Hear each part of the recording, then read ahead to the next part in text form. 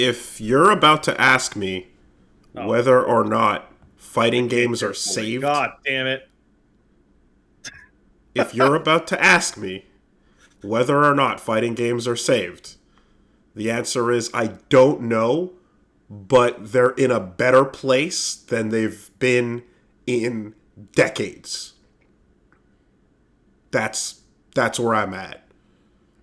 Wooly, you should never watch Evo ever again. Clearly, what's been happening is that you watching Evo has made everyone nervous to announce something cool, and they have decided to not do that for many years. Yeah, I actually did get to watch some of it, but it was like on my phone in a car going through like back forest, no spotty, not even Wi-Fi, spotty cell phone towers. So, I would catch like someone walking up on stage, and then it would blip out, and then it would blip back, and then I'd see Juri's feet. And then it would blip back out again, and then we were at introducing the next game or whatever. So, but I did eventually get to catch up and see what's going on. Yeah, fighting game podcast, fighting game weekend. If you're one of the folks who skips past the fighting game parts of this podcast, I have fucking real fucking bad news for you today. Well, we do this every year. And it's like, once a year, there's going to be fighting game weekend. Whether Evo takes place or not, if it doesn't, then they do all the announcements and it still becomes fighting game weekend. But this year, Evo happened, and they did something interesting, which is they front loaded. You got one? No. What do you know? Let's just. Okay. Let's just. It sounded like you got one there. They front loaded trailers so that from Friday going forward, even there was like announcements happening the entire time, which is pretty cool when you have stuff dropping Friday, stuff dropping Saturday, and like it's like, oh shit, the entire time you're hearing new wild shit for every game as it goes out. And it's not just a stack of Sunday announcements. The usual plan of, hey, we're going to do the big announcement for our game at fucking 3:30 a.m. on a Sunday night. I understand, like, oh, you'll do it after grand finals of your game, and that makes sense. But, like, people are fucking asleep like at that time of night on almost each of those nights. Yeah, and it also is determined somewhat by the participation numbers. So the game that gets the most participation is going to go on the big stage and is usually going to go last. So you're going to expect those announcements to be like saved for Sunday. But still, there was stuff preemptively announced, and that was very cool. So anyway, I mean, if I sound and look different, it's because that is the case. This is New Brunswick Wooly coming to you from a little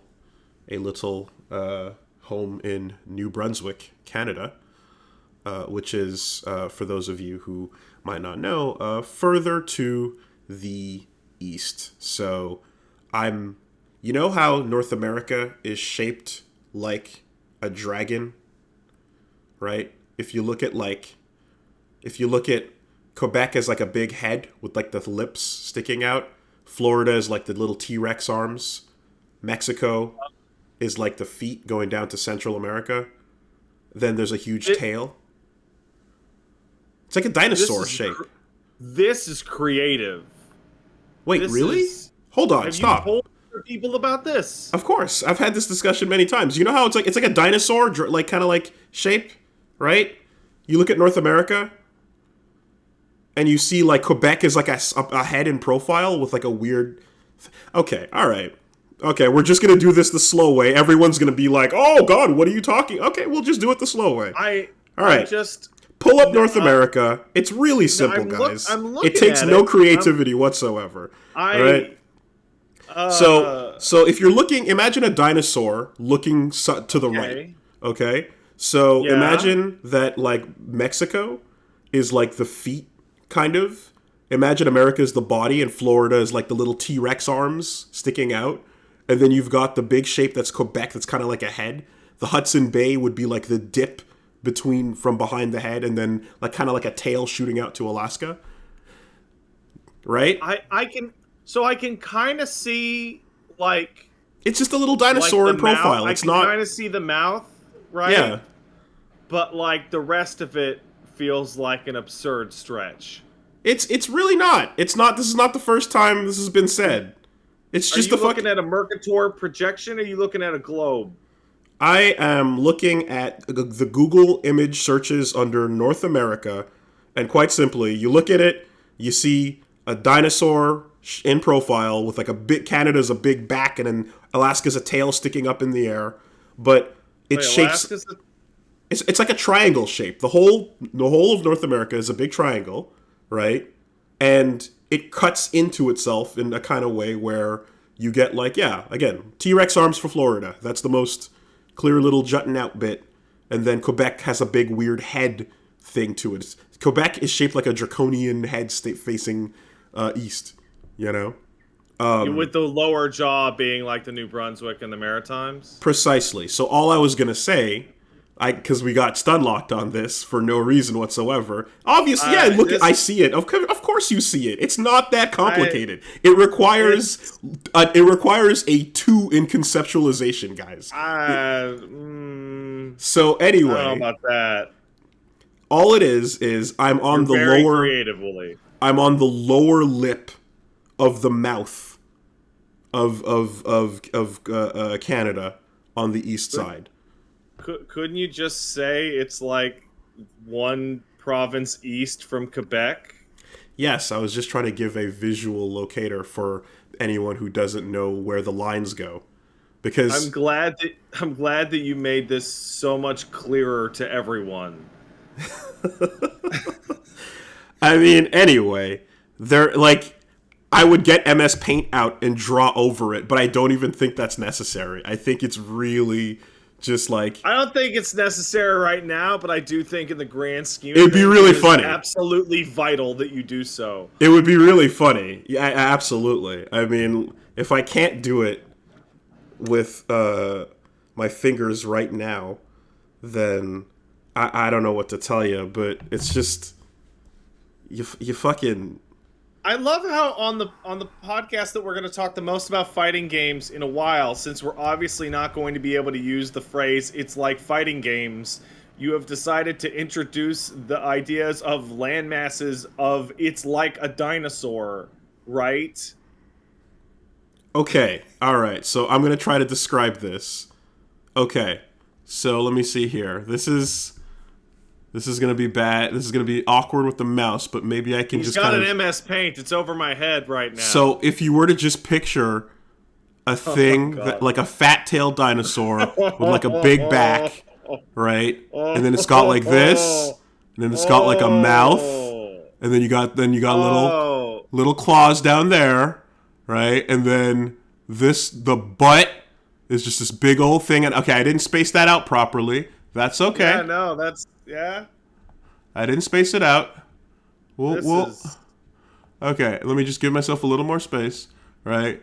And then you got like this whole shape down here, which is all like foot, right? And it kind of just does this thing, and it's just like, yeah, look, you throw a little cute eye right in the middle of Quebec, right? And it's almost like an iguana shape. What would that be, like Lutzuk or some shit? Sure. Yeah, you could even Yoshi it. You could even put a little fucking seat where Mario would sit, you know. But it's not, and you could even give it a little stomach if you wanted to, you know. It's not that creative. It's so basic. It's real simple. It's just a fucking weird fatty dinosaur shape. This is not difficult to conceptualize, I promise you. Right?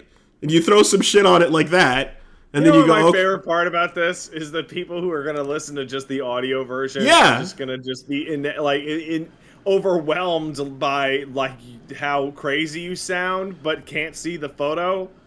I mean, drawing, I don't know which what else looks to tell okay. you. It's Oh, good. There's colors now. well, it's unfortunately not fully closed off, so it's not great. But you know, anyways, you get it. It's just that simple, guys. I just drew a little Yoshi-style dinosaur It's over a vague shape of what North America kind of looks like, and instead, and like, you can act all like you want, like, oh, it's fucking insane. Like, act okay, sure. You don't see the vague dinosaur shape, guys. It's so fucking simple. Anyways, I'm just glad to see that you're getting just as much out of your art degree as I am of my psychology degree. absolutely, you know, yeah. So, anyways, Can you make this like the fucking photo of the podcast on iTunes or something? Is that a function that you can do? I can save this. I can save this and display it later. But whatever. It's as simple as that. So all I'm trying to say is I'm on the bottom lip. I'm on the tip of the bottom lip, right? I'm hanging out. You're in Trailer Park Boys country. I mean, it's not that bad, but I'm like, yeah, right around. New Brunswick is where the Trailer Park Boys is from. Oh, okay. Well, in any case, That's why Bubbles has that fucking accent, is because he's a little bit more from the east. okay. Yeah, so anyways, if you live in North America and you were not aware of the fact that you were living on a giant dinosaur, then good morning. Hello. Well, I mean, it is somewhat appropriate because North America is the place where dinosaurs was found. Okay, sure. That's why you have all sorts of fucking stupid dinosaur names like Albertosaur, because there were just so goddamn many dug out of the ground here. Ah, interesting. Alright, so that's cool. Yeah. So anyway, the path down to these parts was again mostly fine at the beginning, but then as it got later and as the matches got more hype and as things got more excited, it got a little more spotty in the car. Thankfully, I got a quick question for you about the trip. When you passed out of Quebec, did you just go from like a dirt path with rocks onto like a smooth paved road? so that happens every time you go west, for sure. Eastward, not as much. It's kind of the same thing. The highway out was more or less the same, but like there's a specific moment, yeah, we've described it many times, going westward, where the moment the welcome to Quebec sign pops up, you hit the road just going brrr under your feet. Anyway, we did definitely hit Moose Country, and you know, the warning signs were out there for like, hey, just keep in mind, you might see a couple, they might cross the road, be aware. And when it got really dark, like there was like a service road we could have turned onto to shave like half an hour off, and it's like, no, don't do that. No, thank you. Service roads, no good. Zero cell phone reception, zero lights of any kind, zero traction for your tires, bad things.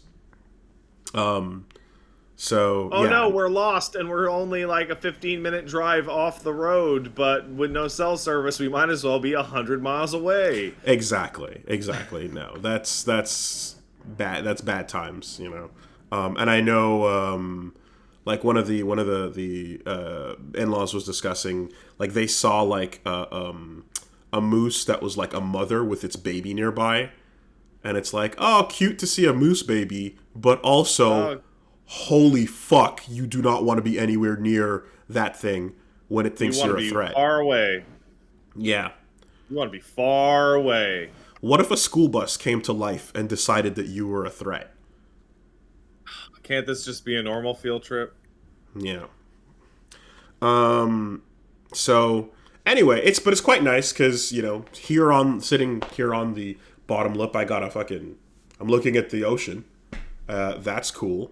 And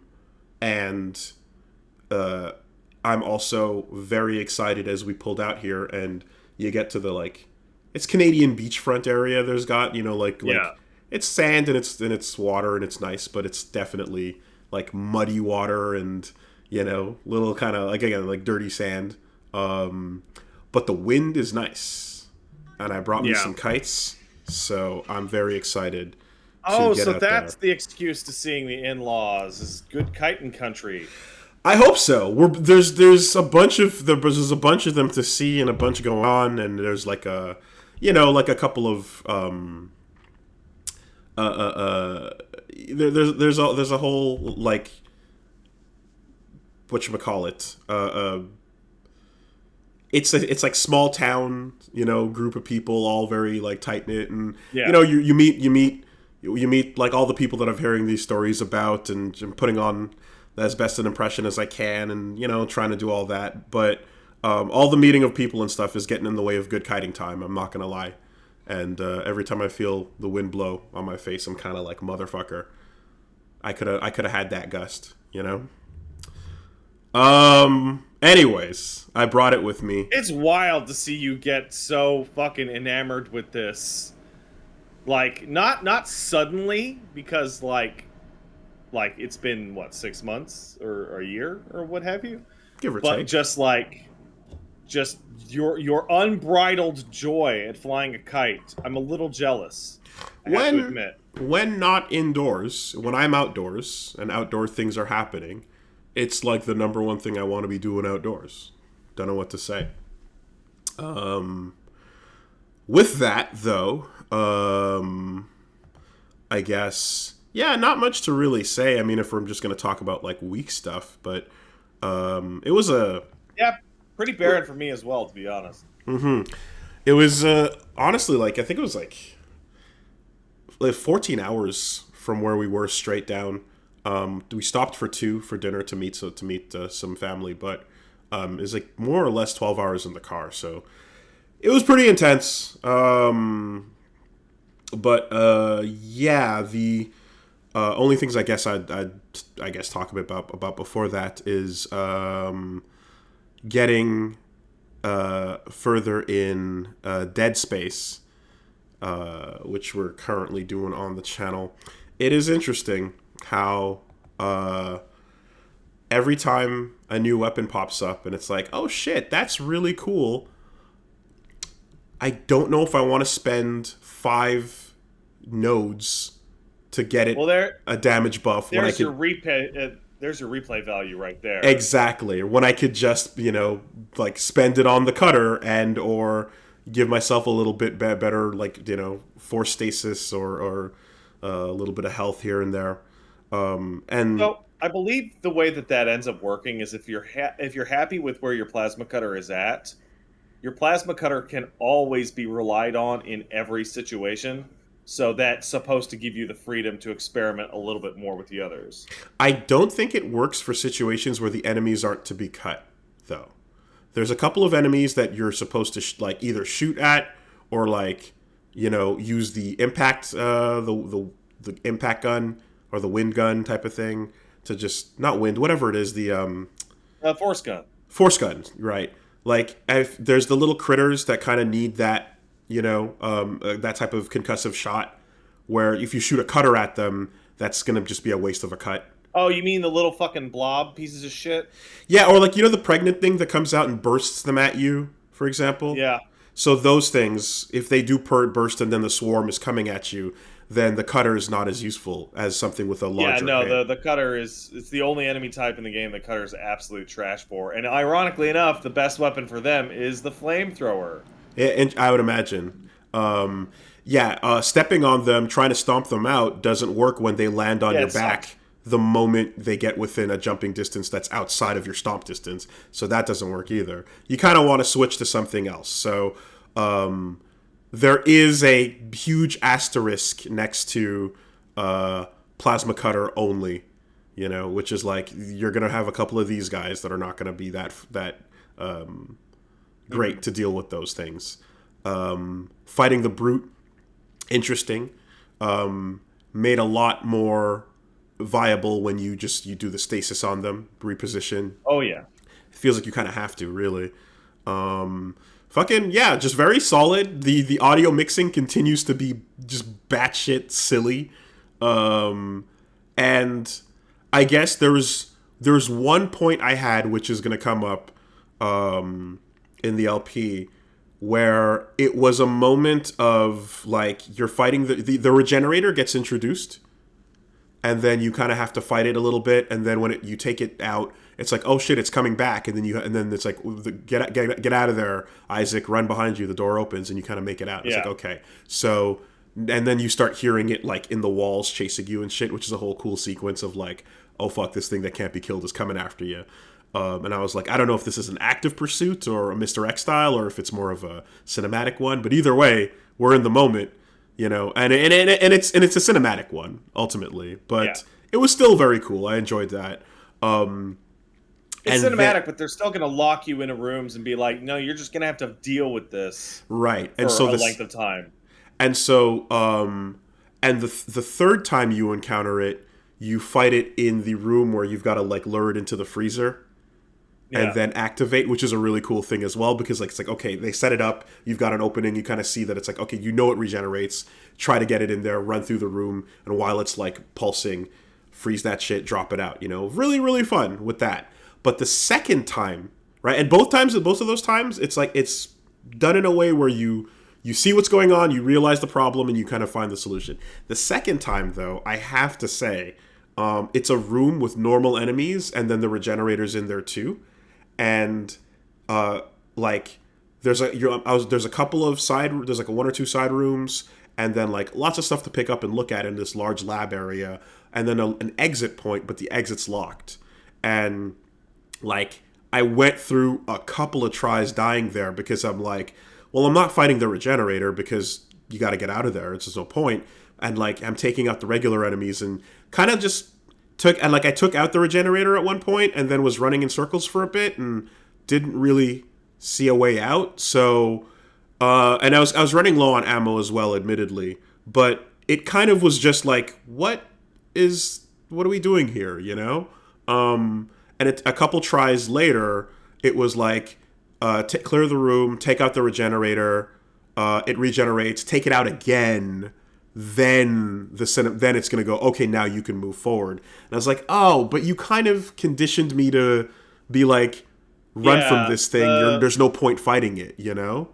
So to answer your question, the point of that room is to drain you of as many resources as possible. Okay, I guess so. And the regenerator situation with that has like there's like a couple like not optimal, but ways that you can get around it other than just shooting its legs off. I found by far the two most effective techniques were TKing the absolute piss out of it. Just absolutely everything you can pick up in the fucking environment. Just fucking punch it. And the other was to cut off one of its legs, and then the instant it hits the ground, stasis it. Okay. And then that will last... Like, that just stops the clock on its regeneration until the stasis wears off. You see, and so the thing I was basically... Like, after I kind of realized, oh, it's not about time, and it's not about, like, clearing, then I was like, well, I don't know what the rule is here, then, besides dumping the ammo, of course. And, I mean, like,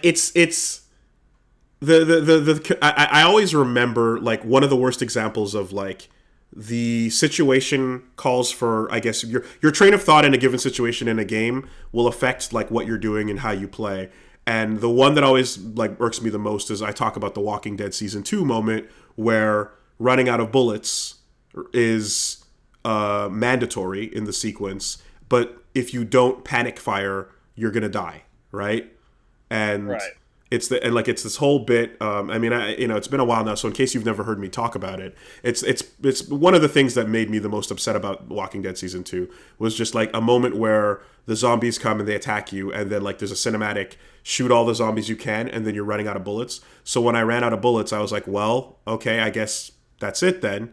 And I died multiple times, and then it turned out I had to run out of bullets and then go click, click, click at least 3 or 4 times, then someone would cutscene save me. But if you don't panic fire, click, click, click, that never happens, right? So I mean, it's always the biggest problem is like, I want the player to do this highly specific, like important narrative action, and people go, I don't want to do that though. I'm not the kind of person who knows I have no bullets left and then continues panic firing. I realized the situation, you know. So anyway, that didn't work at all when it comes to communicating what their message was.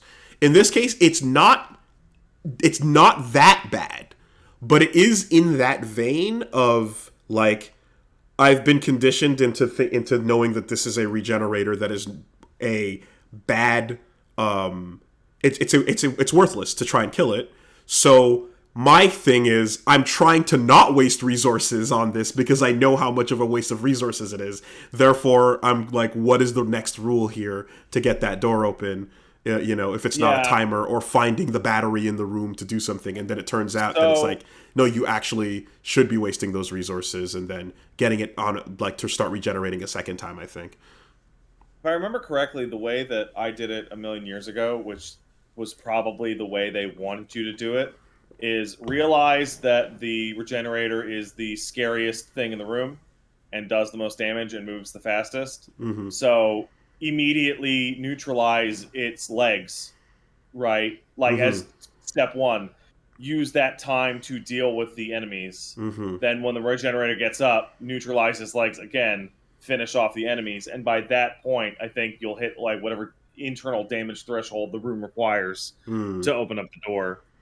Yeah, I mean, by the time it did work, like, it was pretty much, he was the only thing left, and I was just like, I guess I'll keep, you know, using my ammo on him until something happens, and then it happened, and it was like, okay, we moved forward. But that's the first, like, little wrinkle, you know, I felt in the design that was kind of just like, maybe there could have been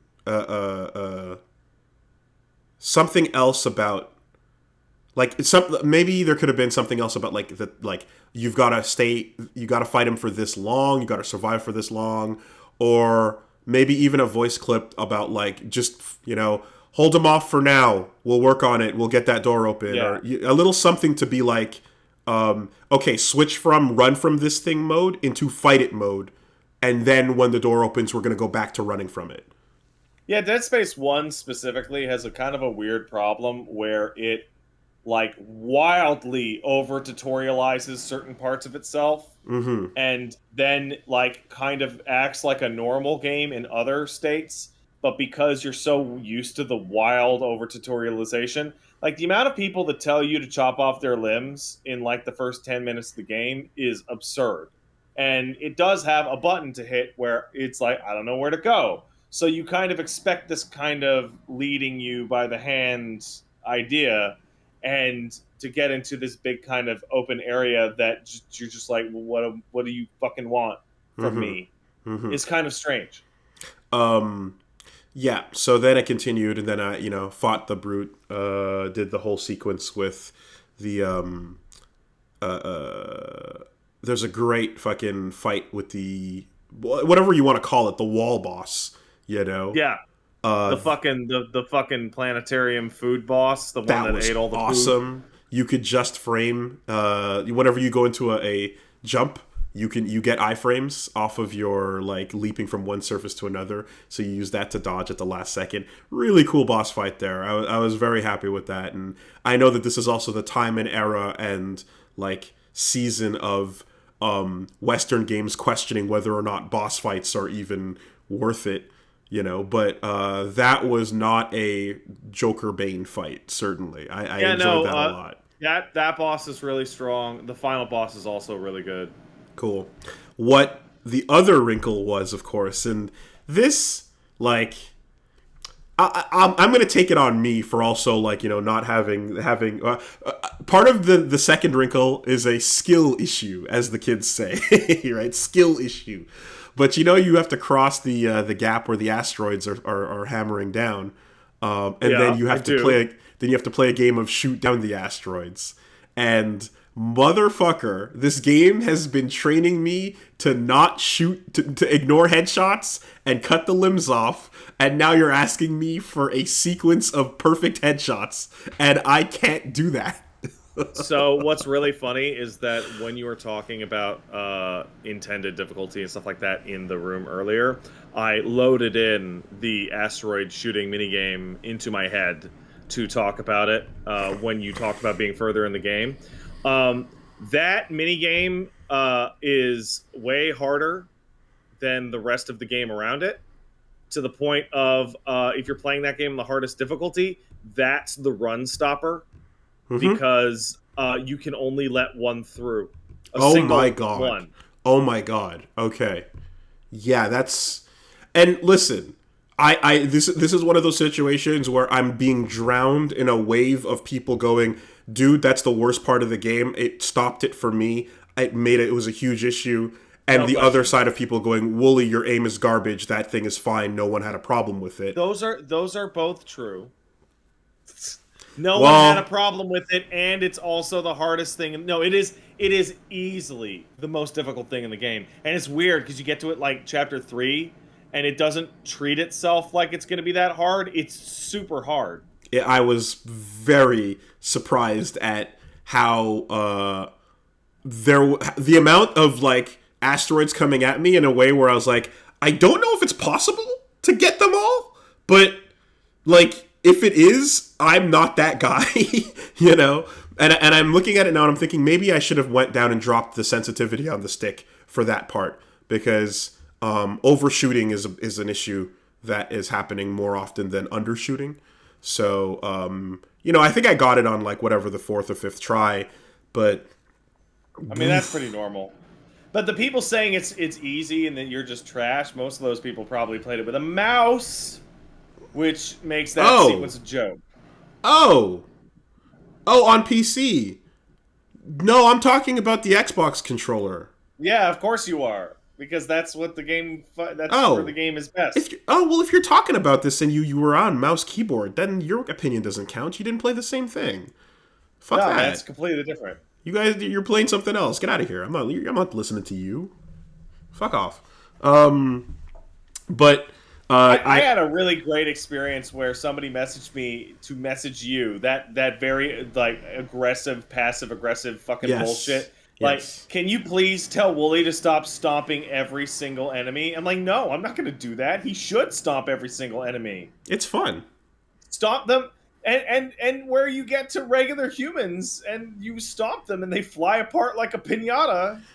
The best thing in the whole game. I actually stopped stomping them for a bit as we were rolling through it, and then the necromorph that creates new ones came out and started. Oh yeah, the converter. Yeah, and started making new ones. I was like, oh, back to stomping. Yeah, the infector. Yeah, that's what it's called, the infector. Yeah, those things are. Those are the scariest enemy in the game by far, because you first see priority, one, and then they always drop you in a room with like 100 corpses, and you're just like, oh, and it doesn't have any limbs to cut.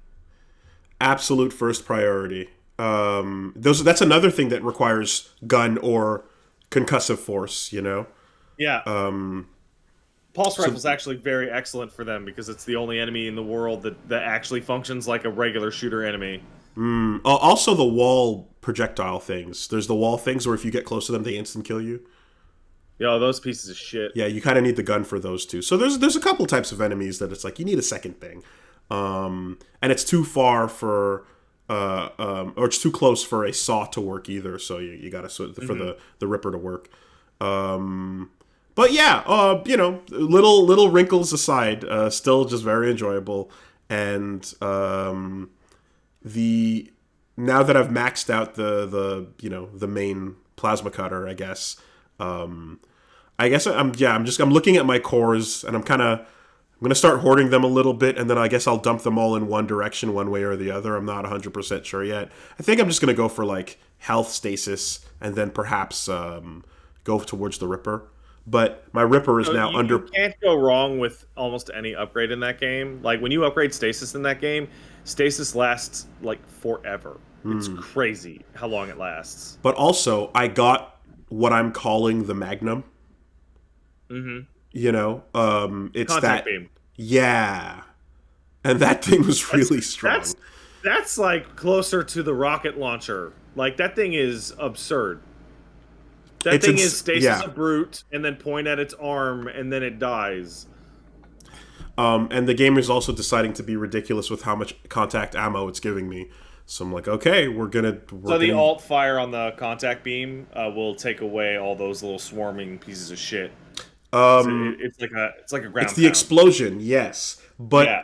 I noticed that the explosion it has an unclear hitbox range because it's larger than the graphic of the explosion because I've seen things blow Yes. up from further, but it's not so far that it's like a screen clear. You know, No. there's a middle point It's that is very unclear. much get off me, please, God, Lord. So yeah, that's coming along, and yeah, fun. I'm curious to see how many other quote unquote wrinkles there will be, but like also really solid boss fights. So fun stuff with that. I also like how Yeah, it's the thing that was uncommon at the time, but Dead Space actually has a really good final level and like a good final boss. cool. Which And like games around that time, all that shit sucked.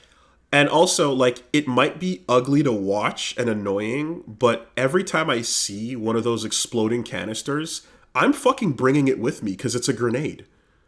You Yeah. know, it's like I'm gonna walk 5 rooms out, drop it, open the door, and pick it back up because the next thing I see is gonna die. You know, and it's worth Yeah, it to carry it. and if there's a couple guys, then the next couple of things you see are gonna die. So yeah, good times with that. Yeah, that game's incredible. And meanwhile, over on Mass Effect, good times as well. You know, just kind of continuing along as we were. I'm just playing straight Vanguard at this point, and the charge, something that I didn't realize when I was first introduced to it was that it was a shield recharger. And Oh yeah, and that bit was missing because I thought it was a suicide like run into the enemy's side of the battle. oh I mean it still can be if you dive right in there. Unbelievable with the final upgrade to being a full shield reactivation. So if you're trying to tackle an Ed 209, you know, and you're about to die and you get your charge back up, tackle it again. Just Yes, stay in there. it is Be ridiculous. maximum unga bunga like shooter gameplay. Like never stop going in. But there is a time to stop going in, and like after like your third charge, and you're surrounded by like 5 people that are all just shooting at you. Your fourth charge will not get you enough shield to not get melted. No, then what you want is you want to look around and see somebody far away that you can charge to. Yes, exactly. Unga and Bunga, and Unga maybe a third time, but probably soft Unga out of there. Into and you know, and the other thing that about it that like I mean I think I might have mentioned it, but just the fact that nothing in your way stops you is humongous because it's like it makes no sense that you go through the geometry, but it would be a completely unfun power if you did have to be concerned about the geometry. So, I'm going to let you know this in advance. At some point in the game, you're going to encounter platforms that move. You cannot use Vanguard on any platform that has ever moved. I see. Collision is fleeting. Yeah. Okay. It doesn't want you to do it. it. And the one time that I managed to do it, I fucking flew out of the goddamn world. So Yeah. There was a boss that was on a platform that was above me that also said, no, you're not getting up here. no, you're not doing this shit. I saw that. But it's still, yeah, it's you know, if you had to, because my initial thought was like, okay, you're going to have to run out into the open, out of cover, get a clean line of sight, then do a charge. And by the time you do that, you're taking all this damage. Hopefully the charge is worth it. But yeah, it just ignores all that shit and just goes right through. So very fun. And I see you've discovered the... You're a little late, but it filled me with joy to see you discover fucking shilling for your favorite store in the Citadel. That's great. Yes. Yeah. Just walking down the whole strip, one after the other. You know, I'm not playing straight Renegade. I'm not playing straight Paragon. I'm playing whatever my fancy flies by. And in this case, going blue was just like, I'm Commander Shepard, and this is my favorite store on the Citadel. Super great. Or, hey everyone, this shopkeeper's racist. I feel like that's one of the all-time best, like, either way interactions. Because every permutation of reds and blues on that is hilarious. Like, saying every store is your favorite is great. Saying every store, except for this one that you just chose to dislike for some reason, and just dive bombing them. Also great. Yeah. All the ads you can stop and watch, creepily identifying you and your name and your location and who you're with. Committing to Elcor Hamlet.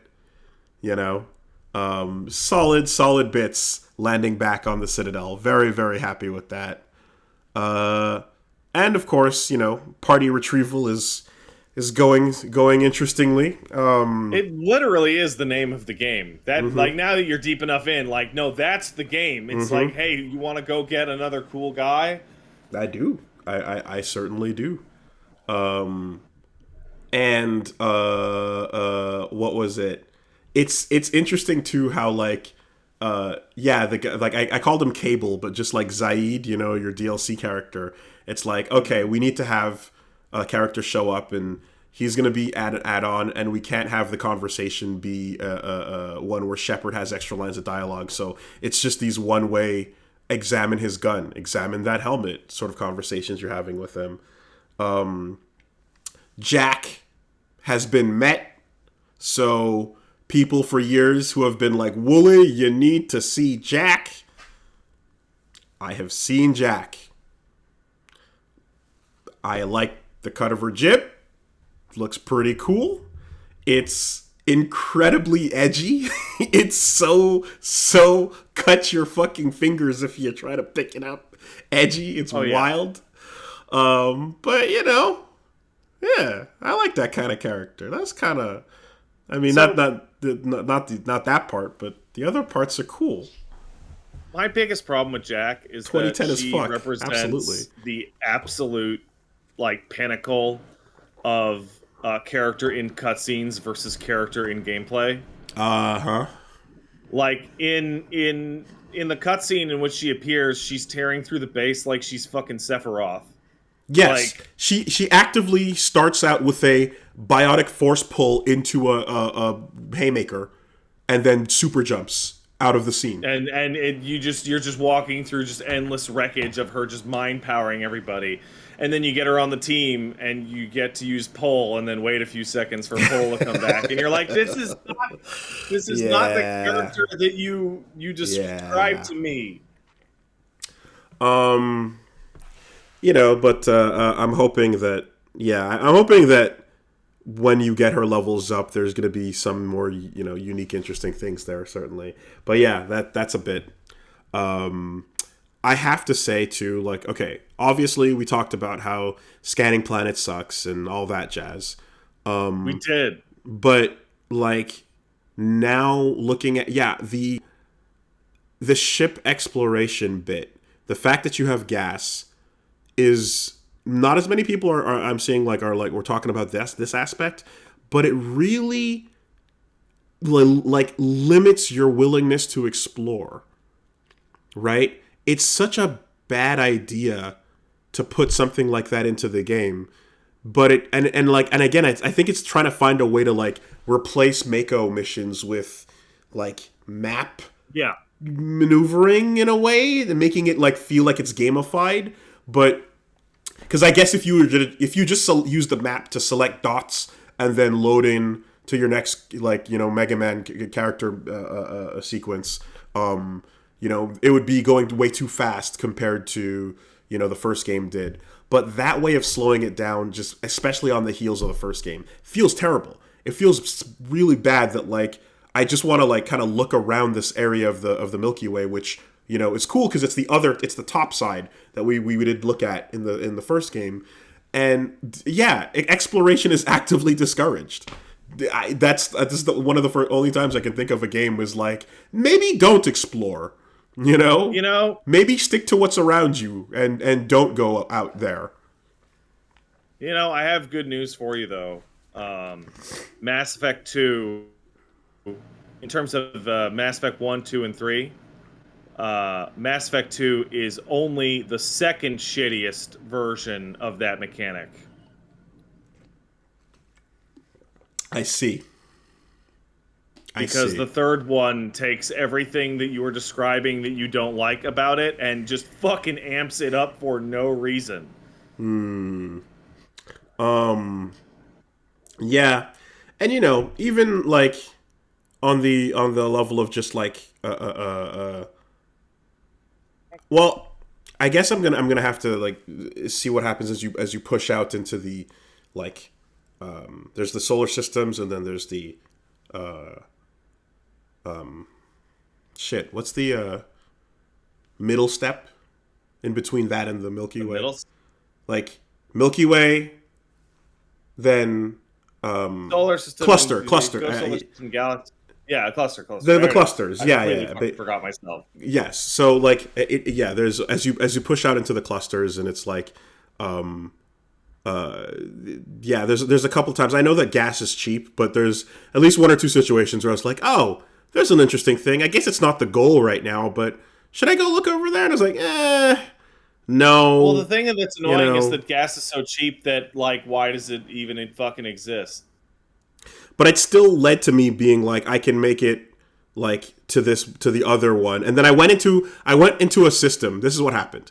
I went into a system, and then looked around that system, and then that system had no gas stations in it. And I went, oh, fuck this. This sucks. So it sucks. Instead of just going to get the rest of what I was looking around for, I'm like, oh god, let's go back to the first one. Let's go get gas. Let's come back out here. And it was like, all right, this is not doing whatever they wanted it to do, Anyway, but that's going all right too. So yeah, Mass Effect and Dead Space. Check them out. Those are coming out over on Woolly Versus. And I guess I've only been here for a day or two, but I will report back next time on more New Brunswick adventures. I know that the thing out in these like sort of maritimes is seafood, clams. You going fishing? Might go out on a boat. I don't know. We'll see. Yeah. I'm down. The big thing is like everyone's got their kayak out here, and I'm more of a canoe guy, I think. Yeah. Mainly just because I had a really bad experience at kayaking once. I was doing it, and then I flipped and this was like years ago when I was much younger, but I flipped over and I didn't know the technique for like flipping all the way back around. So I flipped and was completely under, and I was like, all right, well, I've got my life vest on and the oar floats. So let me just use that to like, do as you were trained and float up and then flip the boat back over. And so like I'm grabbing the oar, I'm floating with the oar and I'm pushing up like this. And then I can't get out of the flipped kayak because my leg is stuck inside and it's hooked on something. And then you're like, oh, goody. Well, I'm underwater right now. That's bad. And it's muddy, dirty water. Of course, you can't really get a clear visual as to what's going on. But, okay, let's try to... Okay, nope, we're panicking. I can't get my leg out of the boat. What the fuck?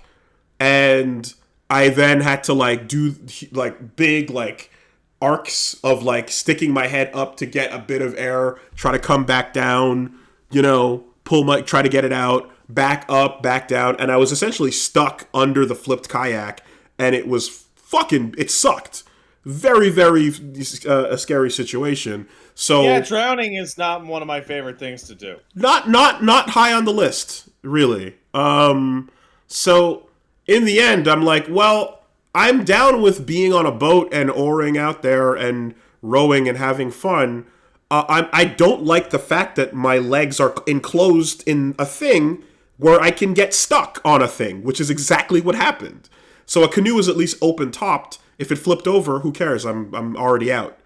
But the kayak closed top thing I don't like that, So we'll see what happens. But,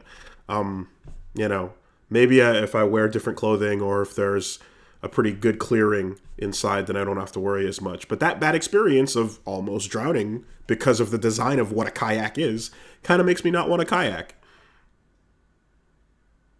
Yeah, so... One of the strangest things out here in BC is occasionally you'll see people describe that they kayak to work. Right. And I'm like, that just seems like a fucking terrible idea. That just seems like a fucking stupid way to kill yourself. Yeah, if you're doing it as a hobby for fun in your leisure, get a good workout going, sure. As a regular means of transportation, really? Jesus. I guess unless you're on an island that, like, I don't know if the bridge sucks or the traffic is, lame, or if it's legitimately faster to kayak across the river. I can't possibly imagine any situation in which I would say, man, the traffic's going to be rough. Hold on, let me fight the ocean. Yeah, I don't know. Not to mention, like... Yeah, if you're in an area where, it's rapids or something, you're also just risking yourself, like, for no good reason. But then, on the flip side, if the worst happens, then somebody who would think it's a good idea to kayak to work is no longer with us. So I see. There's the who upside. Can say? Right, Who can say? Sure. Like, you ever see somebody, Pros like, riding cons, a longboard? Mm-hmm. And you just like, man, I hope they hit like a rock and fall off a cliff. I mean, no, I like longboards, but that's fine. Oh, figures. Okay. I only have a regular deck. I don't have a longboard, but if I did have a longboard, I'd ride it.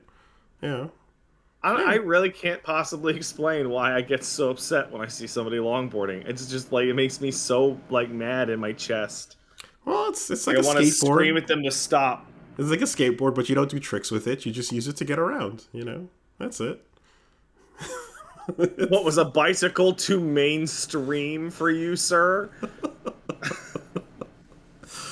I got no beef with longboards. I think they're all right. I do like the option to do a trick if I am using my regular skateboard, but that's fine.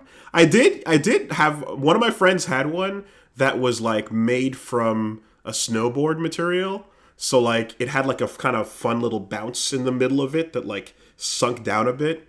And that kind of made it fun to bounce on and kind of ride, but yeah, whatever. Anyways, riding on wheels. There's lots of ways to ride on wheels. And when you use wheels, you probably don't have to fight the ocean. You don't have to 1v1 the sea. Yeah, that's probably, yeah. I don't trust the ocean. There's a lot of ocean around here, and I view it with distrust. I don't know what it's going to do. No one does. That's the problem. There's so much in there that we don't know about, but we do know that it wants to kill you. The fact that, like, let's be real, the majority of planet Earth has already lost to the ocean. There's only a couple holdouts left. That's accurate. We've been losing a battle to the ocean for years now. It's kind of upset and that we stand to lose even more of that battle in the near future, but let's not focus too much on that. Precisely. The ocean is kind of like getting salty about the fact that it hasn't won the battle yet. Hasn't won the war. The ocean's getting salty. All right. Anyways, before we go through the big Evo rundown, anything with your side of the country? Not that much. The Witcher reminds me of how broken it is at all times. If you went outside and put like a piece of toast on the ground facing east, and I did that, like we could make a Canada sandwich. I mean, yeah. But you could do that anyway. It just depends on how, like, much Canada you want in that sandwich. Hey, let me ask you: Have you heard anyone say anything like Lord Tundra and Jesus or anything like that? Oh no. It's French out here. It's Acadie. On parle plus de la chiac. That's strange. Yeah, I'm not familiar with that. We're You see, this is another little quick history lesson, but if you are in America and you know Cajun people down in the Louisians and all that, the Cajuns are called the Cajuns because before they were Cajun, they were Acadian, and Acadia is where I'm at. It's just, the pathway north. And yeah, they have their own other thing going on that's not France French and it's not Quebecois French.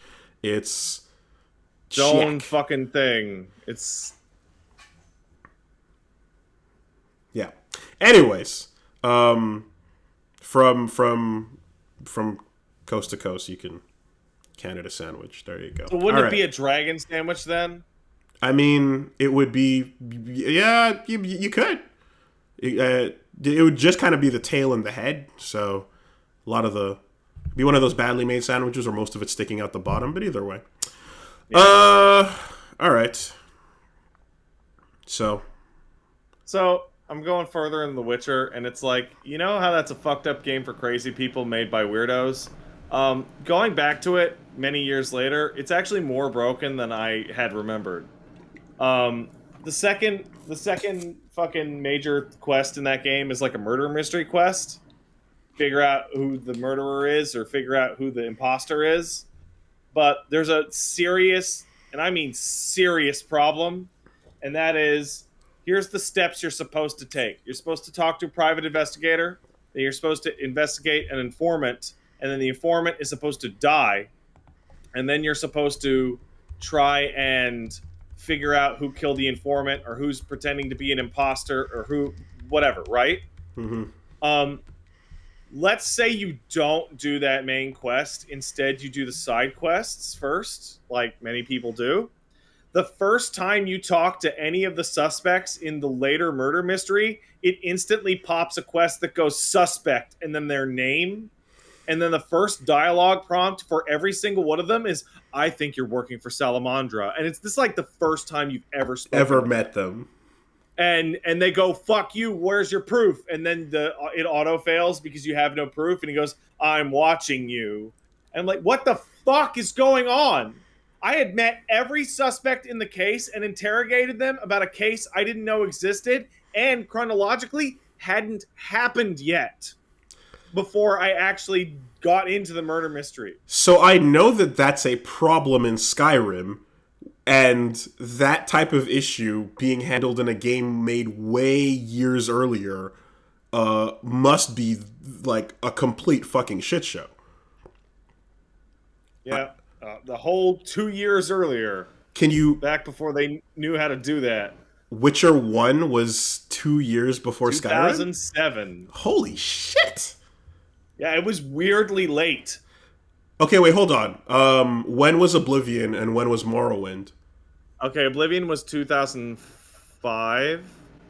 And Morrowind was like 2001. Wait, Skyrim was 2011? Oh, I got that wrong again. I don't know why I always think Skyrim came out in 2009. Okay, well, thank you. I'm like, that sounds insane. I have no confidence in what I'm saying anymore. Why do I always think Skyrim came out in fucking 2009? Talking on the internet makes you fucking massively insecure. I also thought that Dark Souls comes out in 2009, but that is also wrong because it came out right alongside the Skyrim. Regardless, 11. Yeah, no, that game is fucked up. That game is just fucked up. Like there's a series of a quest where you have to talk to somebody and you go to their house and the old lady they're renting the house from you just screams at you the instant you walk into the house, and she has like 15 different unique dialogue trees for get the fuck out of my house, and only 2 have answers that let you get in. So you go in and she tells you to get the fuck out of there, and then you just do it like 5, 6, 7 more times until you figure out that when she yells at you that you should be ashamed of yourself for barging into her house, you tell her to go fuck herself and you can go upstairs and talk to your friend. Can you do the thing where you walk in and see a stranger and just swing on them immediately, and then the quest succeeds? It doesn't work like that. Okay. You can take your shit out, but you can only click on stuff that's actually attacking you or hostile or what have you. But yeah, no, that game is fucked up. That game is fucking great. I love it. It's fucked up.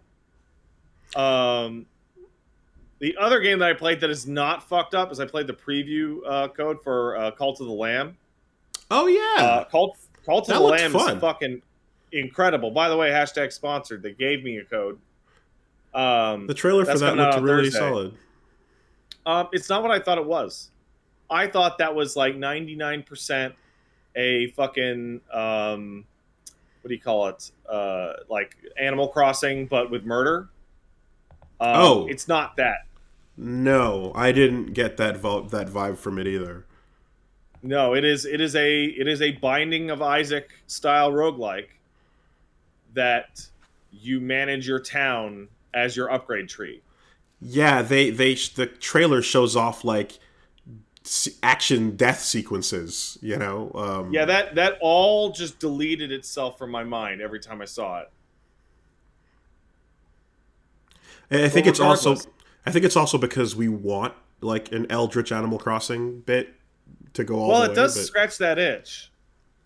Like, so you have your dungeon crawling, which is very, very reminiscent of Isaac in that it has, like fucking the same color hearts, like the same types of upgrades, that mhm. kind of thing.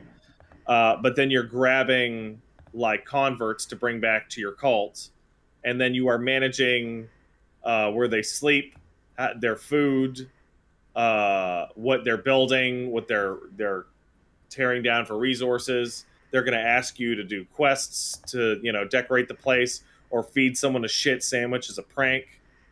And then the more of the people in your town you get, you will be able to like every day you do a sermon, which will give you faith, which will then used to upgrade your combat. And if you level up villagers, they give you little pieces of commandments that you can put out to install new doctrines, like the ability to do a ritual of fasting in which no one gains any hunger for 3 days, or belief in the afterlife in which they won't lose faith if people die anymore, stuff like that. Nice. Um, Okay. it's really great.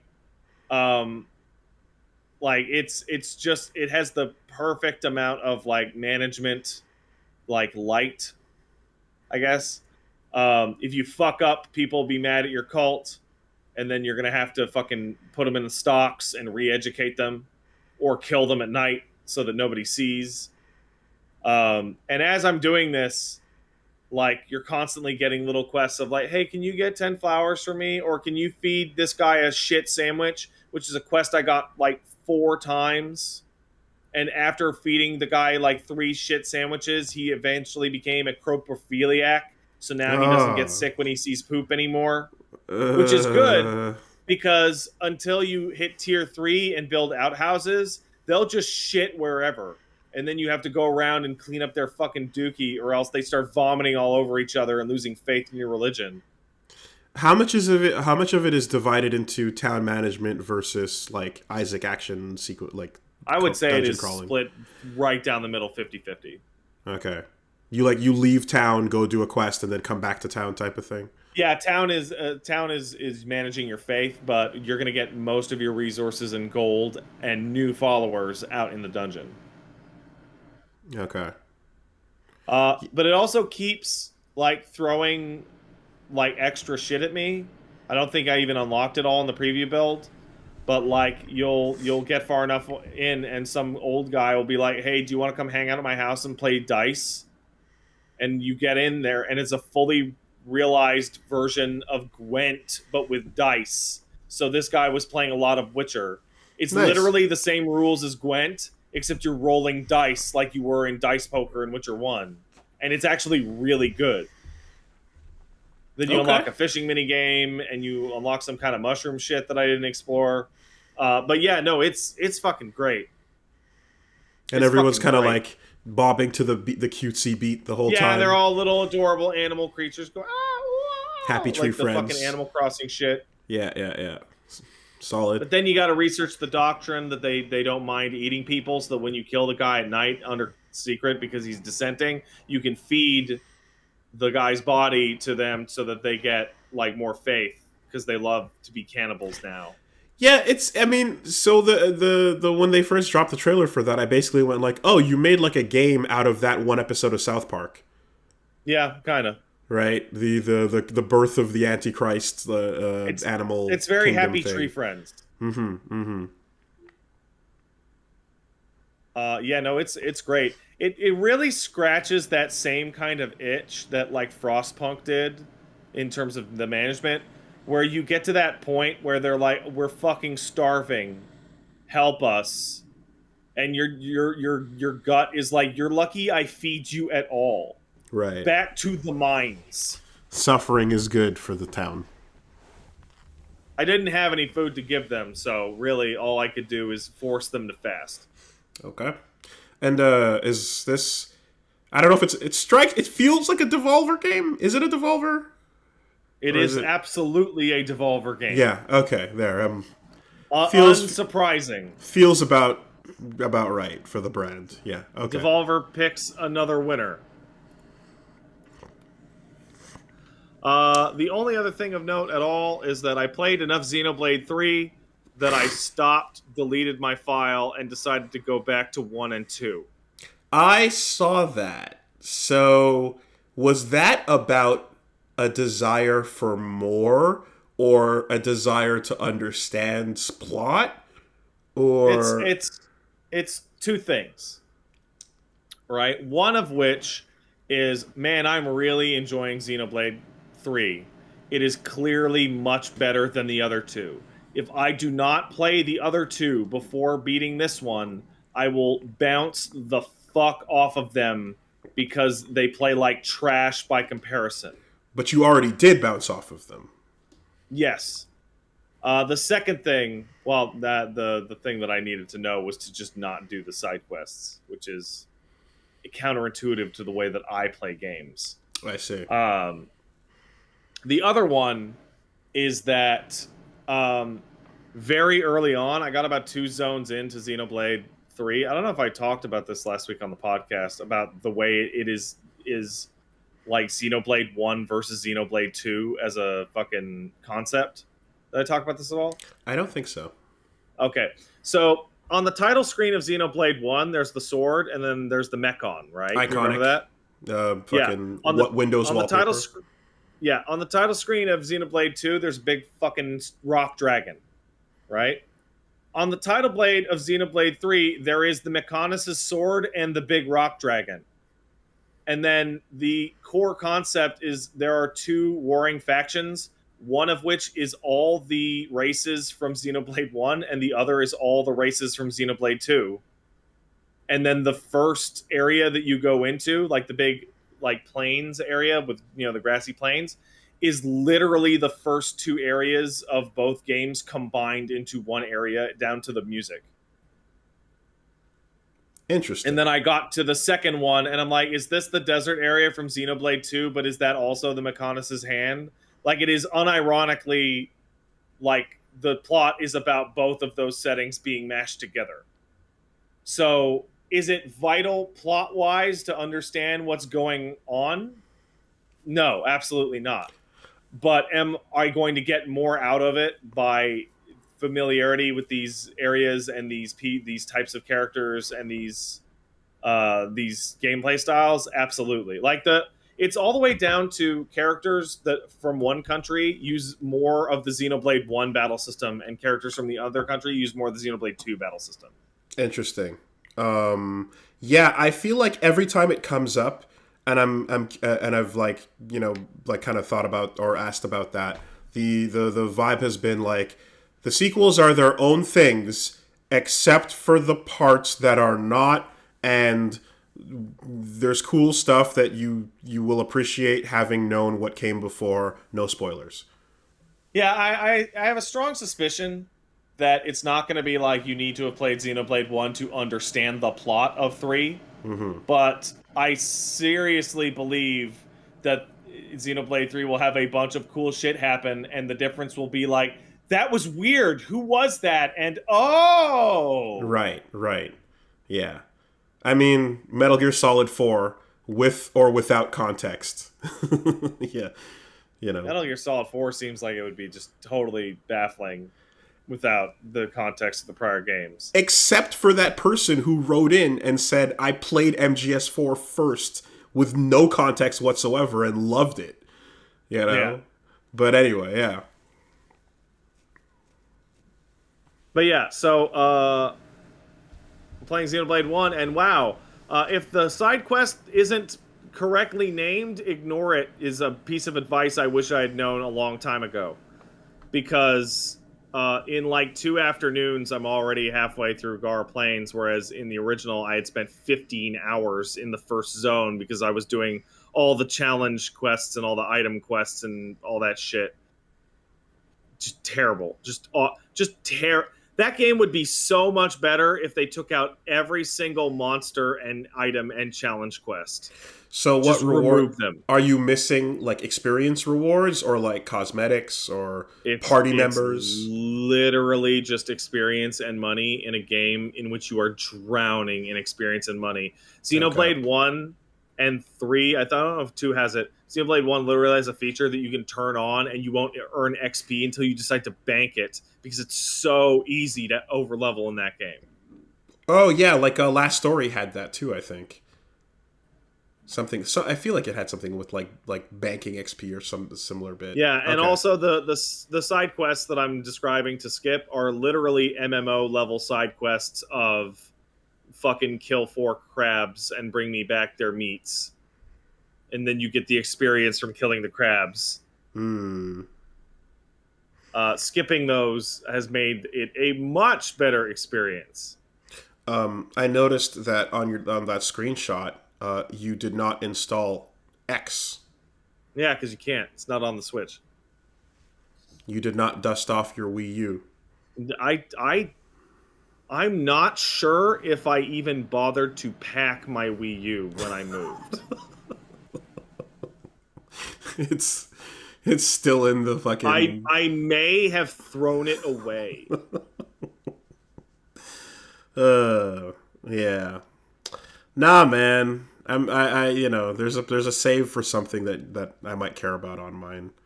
I'm not losing that. Or my access to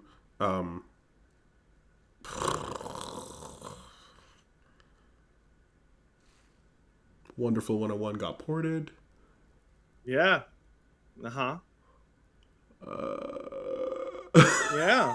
Yeah. Nintendo World. Yeah, Nintendo World. Yeah. Luigi's Mansion. The 5-player game. The Luigi's Mansion mini game with the asymmetric.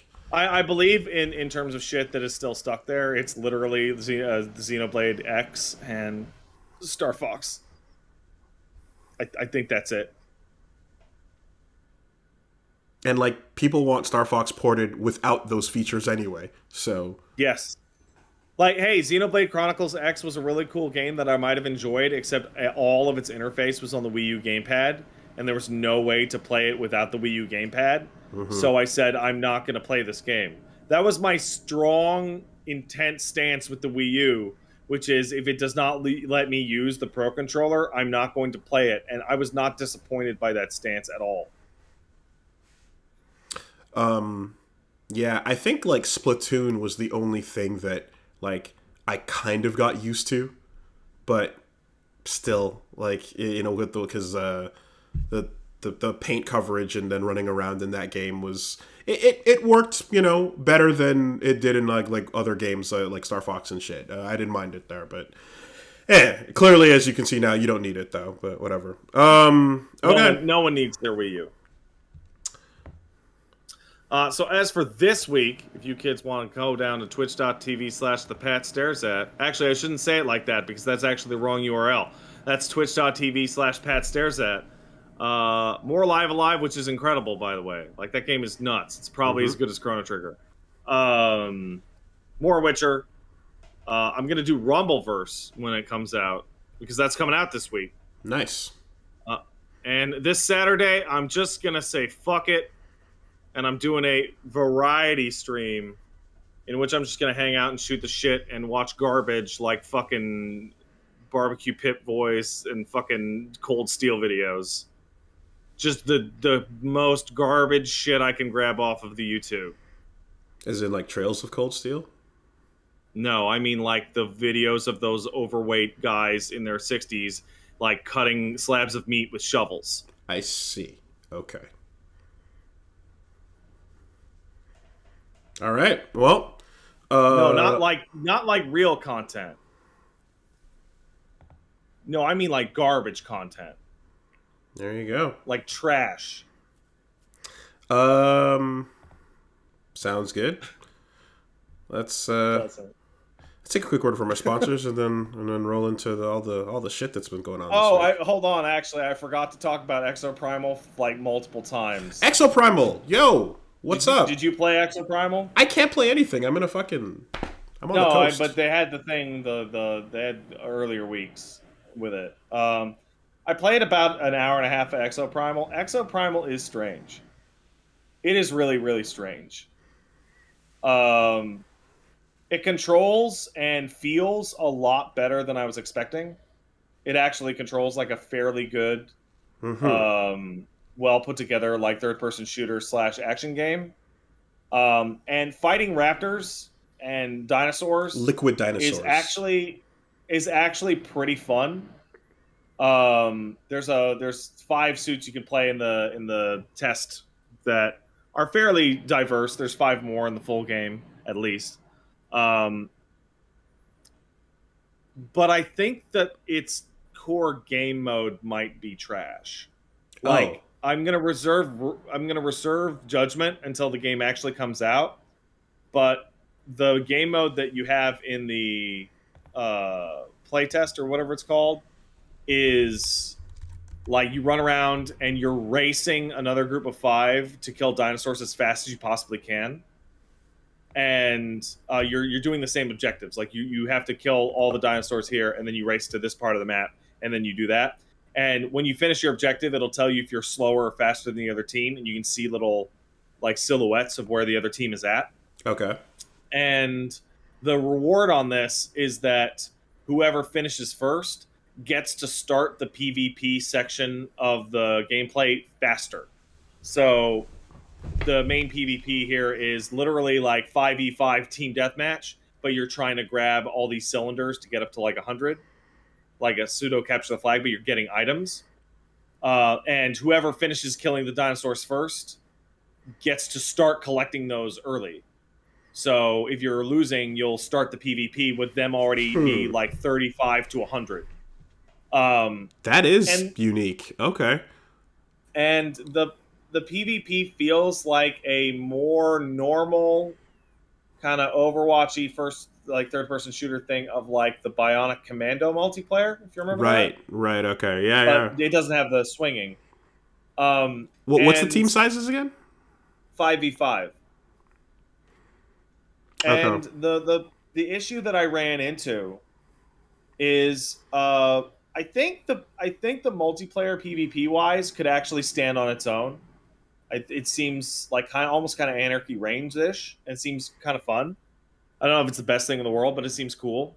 And I think the dinosaur killing is also pretty fun. In particular, there's some cool events where they drop in just literally 1 million Velociraptors on you, and it like destroys all the buildings because they're just crashing into the earth. My issue is that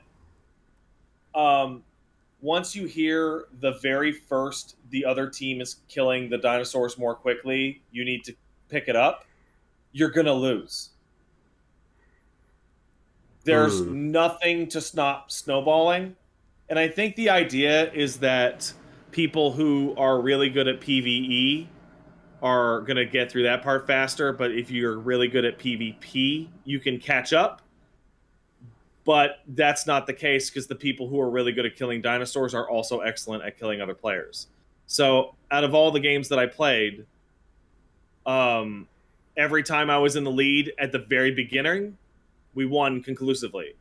And every time we were behind at the very beginning, we lost conclusively.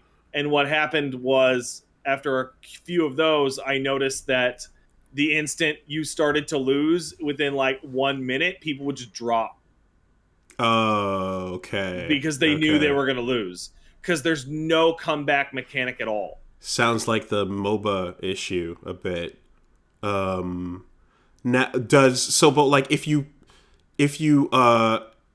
do amazingly in the PvP in the dinosaur section, and then you get wiped in the PvP section, like you lose. It's determined. Like the dinosaur section is just prelude, right? It's not like it's Yeah. adding together your score here plus your score there or something. No, Okay. it's literally just the appetizer to the real meat, which is PvP, Huh. which is Onion. strange because I think the dinosaur part is way better than the PvP part. I mean, maybe like I'm trying to think of like by splitting it into like those two sections, that's an odd flow of events.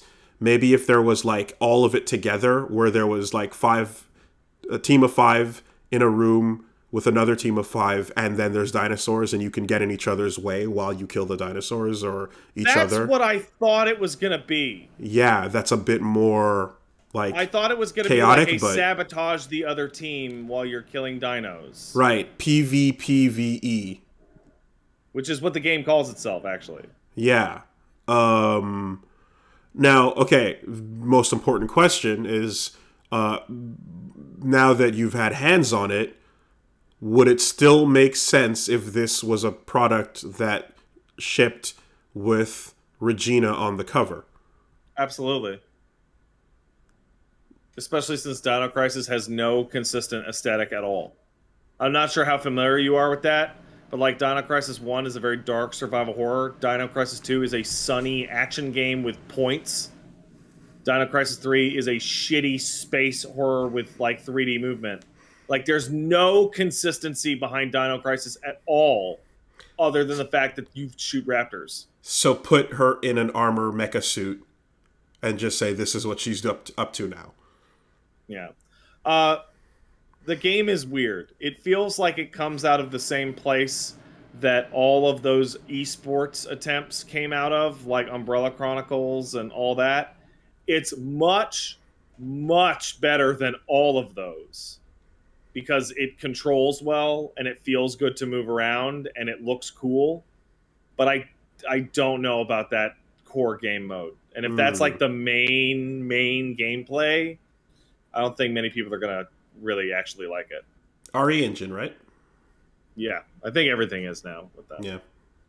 Okay. Well, I mean, step one to any of these weird new things is like, does it feel fun to play, to move around and fight, right? Yes, it does. You know, Babylon's Fall, obviously, like when that question falls short, the rest of the questions you have are not even worth asking. There's also a couple things that like are a little annoying to me. Like there's a melee focused guy that like a katana user basically, and like he's got a cool dash that knocks people back, and he's got a combo and all that. But his moves are actually pretty limited. Like he's got a 3-hit combo, a dash, and a uppercut, and that's it. Like it seems closer to what you would get out of EDF than Anarchy Reigns. Okay. So it's melee focused character, but the game is not designed to be melee focused, therefore Doesn't seem like that. it's an afterthought. Yeah. All right. Yeah, that's I'm interested typical. to keep taking a look at it, but I don't think it's going to set the world on fire. Especially like they need to put a comeback mechanic in there because there's currently no way to actually catch up. Yeah, I mean, I can imagine a test design that had, again, everything together, where you know the two teams were also being swarmed, and I don't know, maybe there was just too much that could go wrong with that, too many ways to like stomp someone out or make it even worse of a snowball. But yeah, I guess I'm curious to see what the like dev like walkthrough intention would be for what a comeback would be if you are starting out and getting swarmed. Well, the other thing is that like genuinely every time I got to the PvP part of it, I'm like I would much rather have just kept fighting increasingly large amounts of dinosaurs. Comeback mechanics are an interesting thing because they are something that were introduced to a lot of modern fighting games as a means of like keeping a newer player interested instead of making them want to quit if they felt like there was nothing they could do at this point. And then the idea, of course, being that like, okay, well, if the dominating player gets access to their comeback mechanic, then they should be able to do the same. And it's kind of wild because like when I remember we first saw Ultras in Street Fighter 4, and it was like, what the fuck? That did most of your life? Like, yeah, it was too much. You can make one mistake and lose most of your life. Like, why would you do that in a game like Street Fighter that's about these exchanges of decisions? And and then you kind of see like, okay, optimized play will be a situation where this game is like 3 touches, right? 4 touches, perhaps, even. And in some cases, the best characters on a cast will be like 2-touch characters. Then you can make a game like Samurai Shodown, where it's designed around the idea that I get to delete a round, you get to delete a round. There's one round of like proper combat that we actually have to fuss over. Yeah. And it's like, okay, if you design around this concept, it works really well.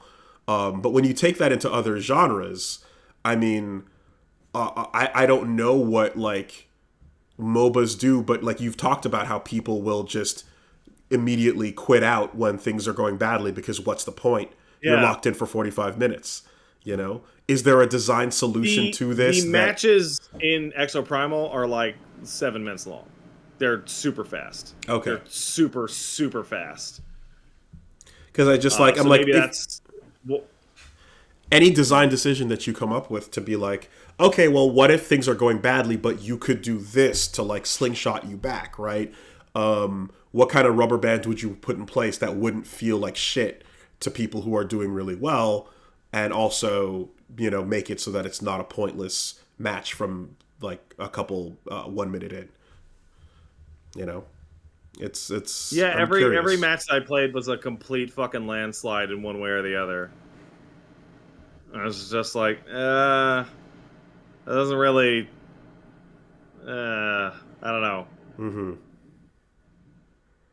Like, it's not like I was getting into matches where my team was so far behind that the other team was starting like halfway up the clock on like 50 out of 100 items in the PvP section. And I'm like, I'm not going to quit, but I can fucking easily see why somebody would, because unless you're like twice as good as the other guys in the PvP, you're going to lose. Okay. Yeah. No, it's the kind of thing that like it'd be fun to think about, a case where if we're both simultaneously fighting dinosaurs and we're gonna fight later, like maybe you have something where like if I cross a certain threshold first, it's gonna send a big boss of some kind to your side and you're the losing team. So like my reward is I get to like fuck you up with this bigger boss. But maybe if you overcome that boss, the reward is really good and that'll, push you forward. So you get like, maybe you can kind of like pull and push so that it's not a complete comeback rubber band, but there's a hump you have to overcome. But if you do, you get a reward for that. That'll get you back in the fight, like it's a kind of fun thing to think about. But I don't want to play a game if most people are making a call within the first fucking bit and then immediately dropping out. I've been informed that there was a comeback mechanic that I forgot about. The losing team gets to play as a dinosaur. Okay. The reason I forgot about that is that every single game that I was on the losing team, somebody grabbed the dinosaur, popped it, and was killed within 10 seconds.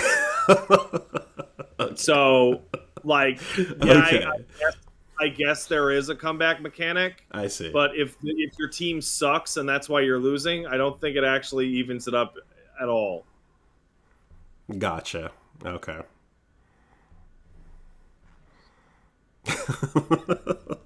And just anyone can grab it, I guess, and just waste it. Yeah, whoever just gets it, which means it's always the worst person. All right, Like, fair enough. I know there's at least a couple people I know that actually really, really enjoyed it and played a shit ton of games on it. So maybe I'm like the idiot, but my experience with it in terms of playing with other people was pretty negative. The actual game itself seems cool, if very strange, but actually playing with teams of people on the Sunday that it was available and people just giving up or just being so trash that they might as well give up in either direction. Like, I did not have fun in any of the games that I won. I actually had more fun in the games that I lost. Odd. Even though Okay. half of those games had people drop like immediately. And it's going to require, like, you're not playing with bots, right? Like, you're playing games that require 10 people connected and for every match, right? Mm-hmm. Can you do any sort of like single player content, or is it just Not like, right now. yeah, okay. And it doesn't look like you will be able to either. It's very, very strongly Multiplayer focused. pushed against multiplayer and co-op and PvP. Okay. Uh, All right. what's really strange is that when you load into a match, it puts you and the other team like facing each other like Gambit and Destiny, so you can switch out your suits while some AI man tells you a bunch of bullshit about why you're fighting dinosaurs. Mm-hmm. It just seems like a totally unnecessary step.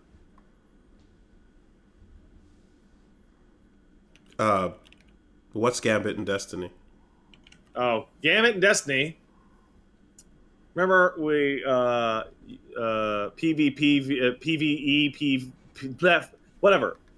Player PvPvE? versus environment versus player. Mm-hmm. Destiny is like horde mode, Okay. but two teams are racing, and every now and then a player will be able to invade the other team as a like ruin their day, kill them from behind to delay them. Okay. Gambit is definitely not perfect. It has issues in it. Personally, I think this. Even saying that, I think this game would be much more interesting if it was just Gambit. If you just had the ability to go and just attack the other team while they're fighting dinosaurs. That sounds fun on paper, right? I like interesting asymmetrical functions and games like that. That sounds cool. But yeah. Okay. So yeah, that's Exoprimal. Again, just to get the bookend there. And to answer people's questions, I did not get to fight the big dinosaur with the enemy team. And I never got to be the dinosaur, to which I guess I'm a little frustrated because I know there's people who blew their whole weekend into it and going, I'm not giving it a chance. I'm like, I played it for 90 minutes and was just kind of bored. I'm not sure how much more I should have given it. Is the beta still open? No, it's weirdly specific. Okay. It's sign up with your Capcom ID and it's only available for these 12 hours on these dates kind of thing. Okay, like network testing windows. Yeah. Yeah, all right. Okay. All right, yeah. Let's take a quick word from some sponsors, and then let's get into what's going on.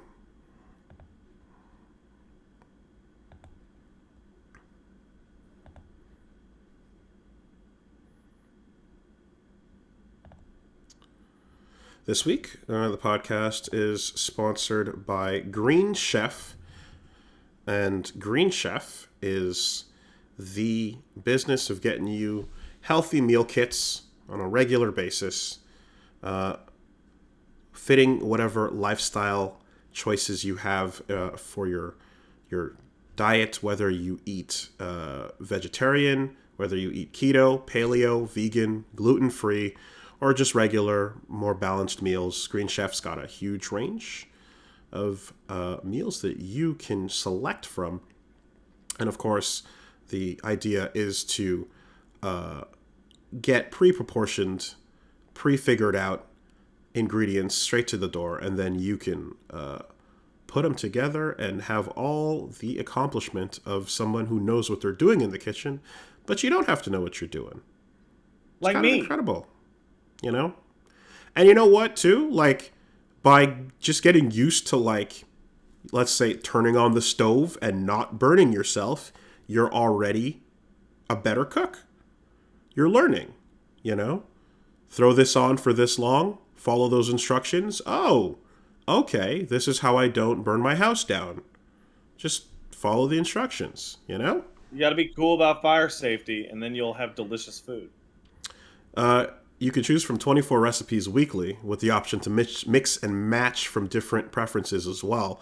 So, you've got tons of choices, and you've got the ability to customize exactly what you want shipped to you. Of course, you're getting options that include USDA certified organic ground beef, USDA certified organic chicken, wild-caught sockeye salmon, new ingredients, and just a huge variety to choose from as well. So variety is the spice of life. I know I like to try out different tastes, and and again, in this process, you get to learn how to prepare a thing or two about how to if you want to cook some fish up, you got to do it a little different from if you're doing some chicken or doing some beef tenderloin. Yeah, that's Green Chef, the only meal kit that's both carbon and plastic offset, 100% carbon footprint offset as well. And you're reducing your food waste by at least 23%, versus grocery shopping. That's fantastic. That's a cool hate little food waste. There you go.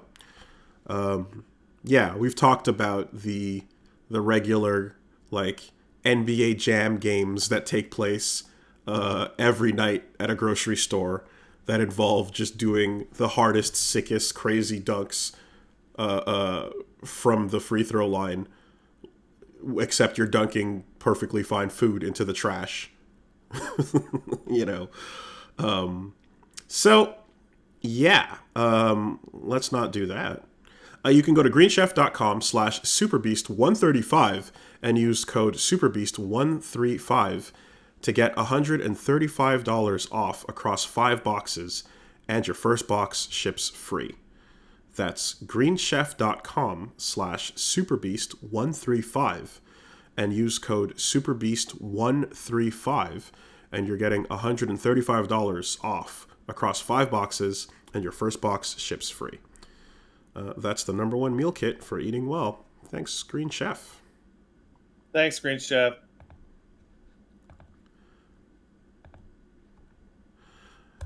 This week, of course, this podcast is sponsored by ExpressVPN.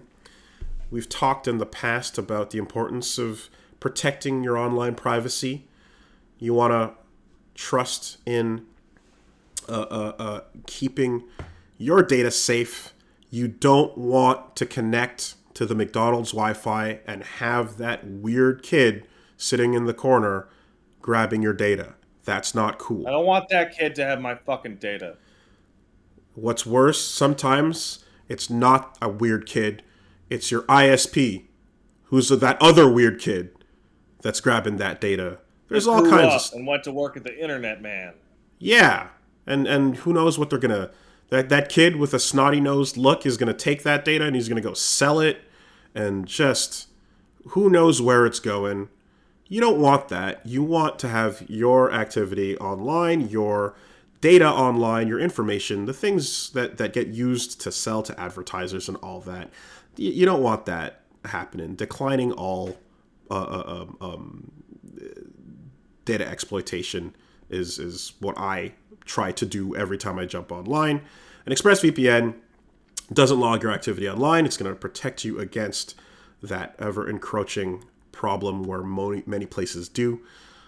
They've got a trusted server that makes their VPN servers incapable of storing any data at all, actually. How does that work? That's crazy. Yeah. Lots of cheap and I guess free they're not going to tell me how it works. That would be like their big secret. Yeah. Seems like the deal is lots of cheap and free VPNs will sell data to advertisers as well. ExpressVPN doesn't do this. They've developed a trusted server that, again, incapable of storing any of that data. Also, ExpressVPN uses Lightway, which is a new VPN protocol engineered to make sure that speeds are faster than ever. They are going to stay consistently quick. You don't have to worry about your streams buffering and dropping with their quality and such. You don't have to worry about any of that. They got it going. And I know that, of course, streaming is one of the main uses as well. If you want to be able to watch things that are not allowed in the patch of dirt you happen to live on, I know that, Canadian Netflix is like, nah, you can't check out this movie that, a friend may have worked on that is available all over America, but not up here. So, bam. And of course, ExpressVPN is very easy to use. You don't need any technical skills to set it up. Fire up the app, tap one button, you're connected, just like that. I use it on a regular basis to watch the stuff that YouTube says, nah, bro. And I'm like, bah, one button, problem solved. Just like that. So, and of course, it is rated number 1 by tons of sites like Business Insider, The Verge, and many other tech journals. So, protect yourself with the VPN that is used and trusted. We've got our link, expressvpn.com/superbeast. Try it out today and get an extra 3 months for free on a 1-year package. That's expressvpn.com/superbeast. Visit expressvpn.com/superbeast to learn more. Thanks, ExpressVPN. Thanks, ExpressVPN.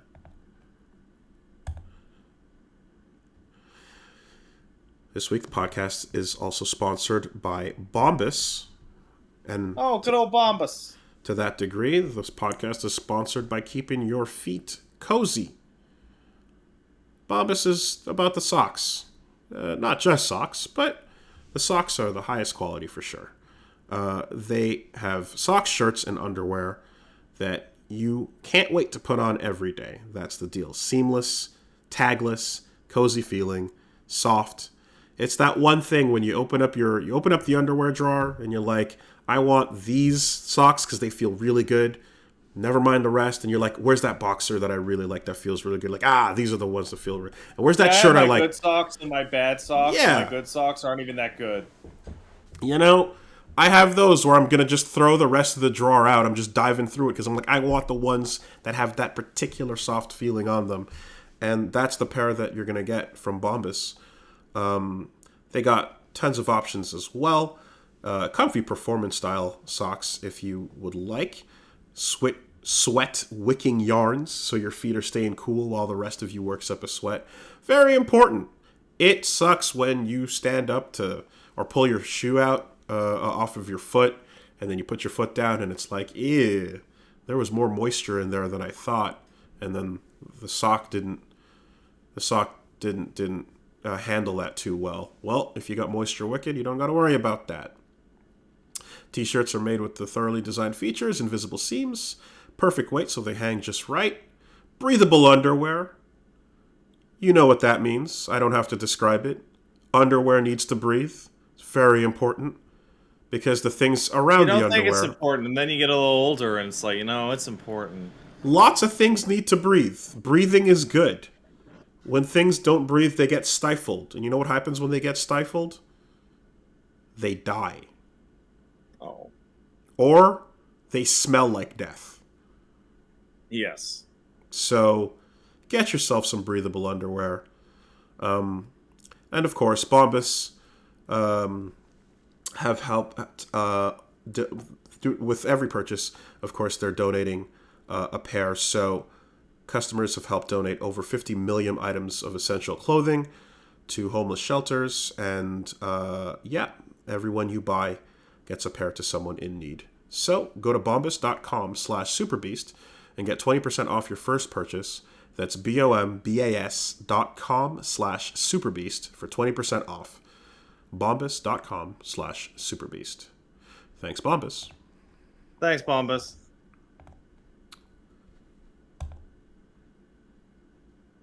Last but not least, this week, the podcast is sponsored by Raycon.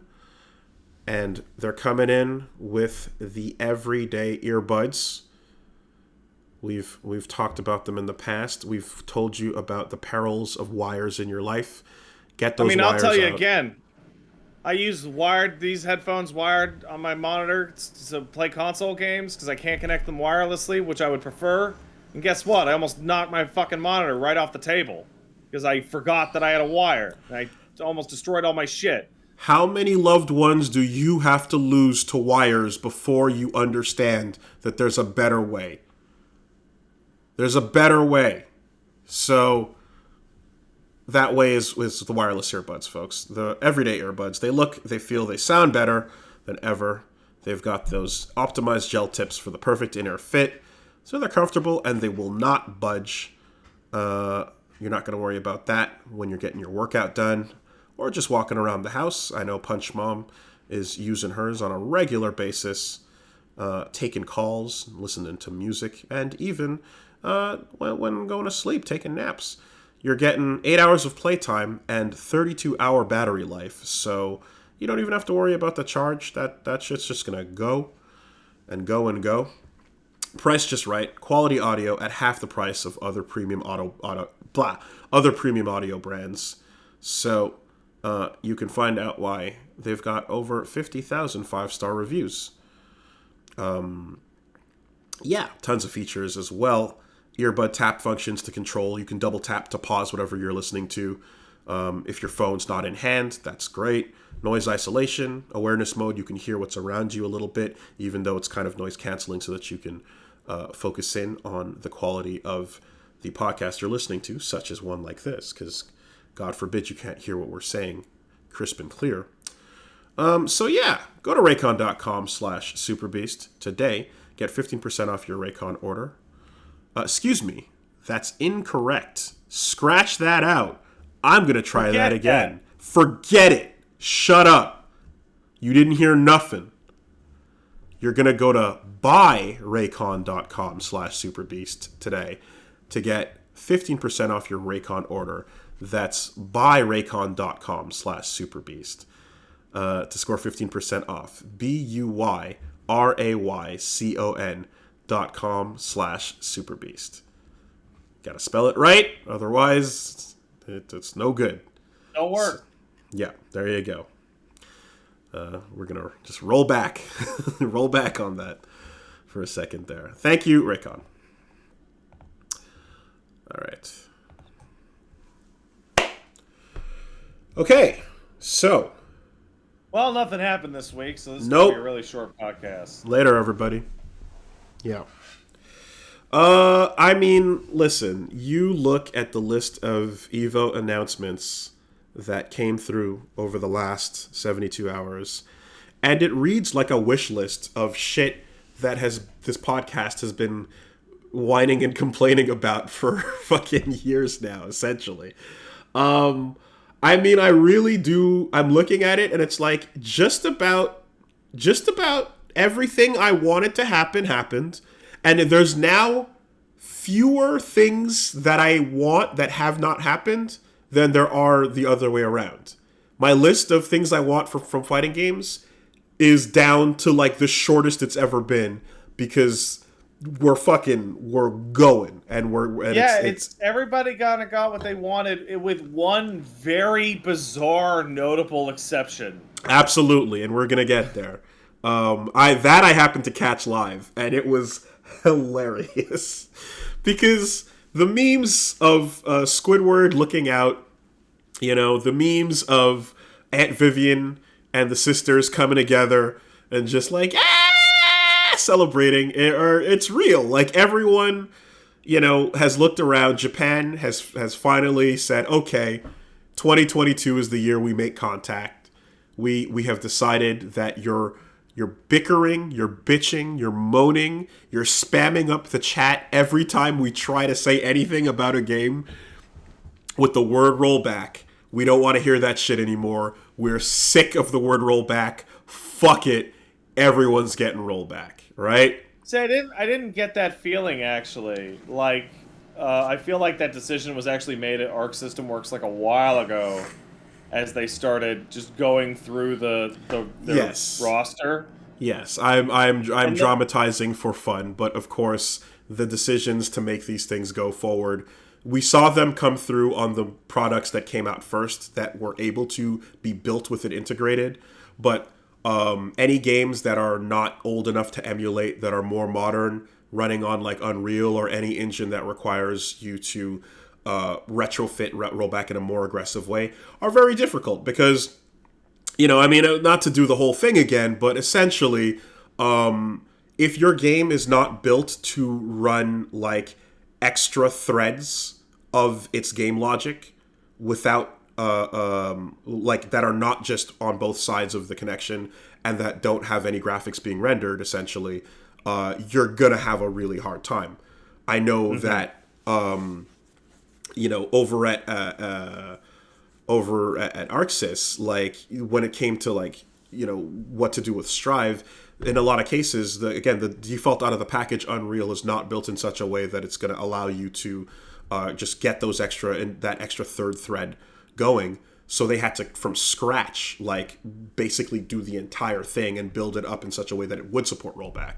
So games that rolled out that didn't consider this, it's a very expensive and complicated procedure. That being said, that doesn't matter when we're going on again 2009, 2010 when this problem was first identified and introduced. So as much as I feel bad when a game is like, hey, we didn't plan for this, it's like, yeah, but you had no excuse to not plan for it when, let's say you started 5 years ago. We knew this was a problem 5 years ago. You didn't. These games came out all after that. But if unless your game started development in 2008, there's no real excuse to just pretend you never heard about this stuff. So, meanwhile, Harada's over here telling you that it had rollback the whole time. What the fuck are you talking about? Well, so that too even has its place where it's like, as you can see, because Code Mystics has done a really great job with the King of Fighters games, and they've shown off and explained exactly how it works, and they've shown off that you can have you can basically have your delay. You can have games that are a hybrid of delay-based and rollback-based, and you can increase one or increase the other. And then, of course, the input that you have that increases delay as well will help for smoother matches, but, be less responsive when you play. So it seems as if, like, in those cases, like, yeah, Harada's... And we've seen badly implemented rollback before, and there's a lot of cases where they're like, no, this is rollback, and it's like, yes, but it's not working. It doesn't matter if you...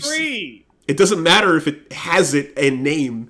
What matters is that it doesn't work. You don't feel it, right? Street Fighter also was like, oh no, we're doing it. We have rollback. And it's like, no, this feels terrible. What's happening here, And like, it's like, oh, people are saying rollback, but what they really mean is good. Yeah, like, it's like Street Fighter V, yes, it did have rollback. But then as soon as the match started, one player would be 1 or 2 frames off, and then that amount would increase as the match went on, so that by the end of a longer match, it would desync entirely, but still try to roll back to a neutral state that doesn't exist. Yes, that's rollback, but it's poorly implemented, so the end result doesn't matter. All this to say that they want it working. They want it good. That's the thing. Like Marvel Infinite had it working. Then we went backwards. So, where are we at? We got Street Fighter is going to have the Marvel Infinite good shit. So Street Fighter is safe in my heart. Well, here, so Evo announcements dropped. I mean, first one, and I'll shout this out because it's pretty cool. Arcade 1UP has been doing these little private arcade cabinets you can buy, small, made for if you don't have the real estate to put a giant full-sized cab up. You can get one of these smaller ones that's, almost like the size of like a bigger laptop, and then it just kind of come like up off the ground up to like chest height. Fun stuff, and they finally announced Marvel 2. So that's cool. That's a really fun game to have an arcade 1UP for. I definitely support that as a, arcades are dead, but there's a specialized company that's doing them, and they're doing them with space in mind. Because if you are a part of the Cabinet Club, you're probably either kind of insane or like... No, you're definitely insane to still have an arcade cabinet. Or you've worked out some crazy deal with your significant other or your roommate for why this ridiculous aggressive space killer is in your house. But these are not that. So Marvel 2 available now on Arcade 1-Up. That's great. Persona 4 Arena Ultimax told us when it first came out a while ago that in the summer they would drop the rollback update. It has now dropped. So they delivered on that promise, and I've gotten word. I haven't been able to touch anything since I've been out, but I've gotten word that it's good. I see it, So, I mean, Strive's netcode is excellent. So I feel confident that anything out of Arc System Works that they are going to add their own version of homebrew netcode to is likely. No, why are you shaking your head? Why are you shaking your head? It's on the publisher. It's the publisher is the money is what determines whether they're going to take a look at it and do that or not, right? No. I'm saying Arc System Works development. If they are going to put it in, I expect it to be good. Not the decision ahead of time. Yeah. Yes. And in this case, like DBZ, I'm not worried. So in this case, it seems as if the decision was made too late for the game to launch with it. But once the decision is made, it seems like it's going to be implemented properly. Yes, that is what we are looking at. Hopefully, rollback. They had to keep explaining to Atlas over and over that rollback netcode did not allow people to actually stream the game. That they could still ban people from streaming the game. It would just be to how to play it, and then Atlas eventually capitulated. But if they have good connections, that'll mean that they'll be able to stream it to other people at the same time. Oh, shut up, Atlas! I'm so tired of you. We need bad connections. Anyway, Ultimax. Literally talking about how mad I am at Atlas with Paige last night, apropos of nothing. Just sitting there getting mad at Atlas for being stupid. Stegosaurus. Then a new fighting game was teased called Umbral Core, which is a really funny name because my brain just immediately says Umbrella Core. And it's like, no, it's Umbral Core. And it's like... that, weirdly enough, makes me think of like a fucking Final Fantasy thing. Really? God damn, that is for a name that is so strange, that is actually like very similar to a lot of other stuff. Okay. I mean, essentially, it's an indie fighting game that showed off. It has one stage and one character, so they kind of just gave you a look at what they're doing. The trailer more or less kind of introduced that it's going to be a dark and kind of grim dark was used to describe the setting in the trailer for it. Oh, I'm looking at Byron the Nero and gameplay. Yeah, so a new indie fighting game introduces itself, and right away in the trailer, it's like we're gonna do best practices. So 1, rollback, of course. 2, frame data in the game, online training mode. Hitboxes displayed, all that stuff. So it's like, yeah, it looks like they're there. They get it. I'll take a look at it. This genuinely looks like a Bloodborne fighting game that they took the IP out of. I mean, to me, it looks like an episode of Get Into Fighting Games. Like, it just, straight to the Wooly versus platform, of course. So that's dope. And then, we got confirmation that Guilty Gear Strive shipped 1 million units worldwide, and that's a pretty big deal for them. Hey, now, there's a little golf claps for Strive. Well, it's interesting because I saw some feedback where people were like, "Wait, that's it?"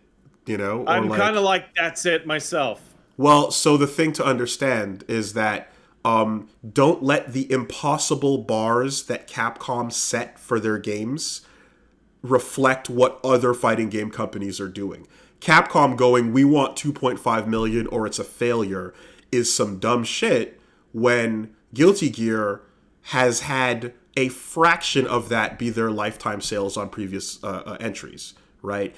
Guilty Gear is used to selling hundreds of thousands of copies at best. It's been that way the entire time. Even Exerd, right, when you count Sign, Revelator, and Rev 2, far didn't hit that threshold, you know, and that's like 3 updates included. So no, it's a pretty big deal for a Guilty Gear game to hit that, and they're, you know, obviously really happy about that shipping number. Of course, the entrance as well to EVO showed off that, like, this is also the premier fighting game right now. You know, it's probably the last year of Street Fighter V, but Strive was the final show. It was the biggest entrance, and it was the final of the night. So, yeah, it's cool to see it get that spotlight after being, you know, this kind of like side franchise that's really rad, but not the big spotlight. You get to see Guilty Gear. Yeah, there's a really wholesome clip that Esteban, shoutouts to Hold Back to Block, filmed of Daisuke sitting in the audience while the entire crowd is screaming, "That is bullshit blazing, still my heart is blazing," and like singing the lyrics to Smell of the Game, and he's just looking around like, "Oh shit, okay," you know, like he kind of right as he was like, "Hey, oh," you know, like I love that. It's nice to see fucking Guilty Gear arrive, you know, very cool.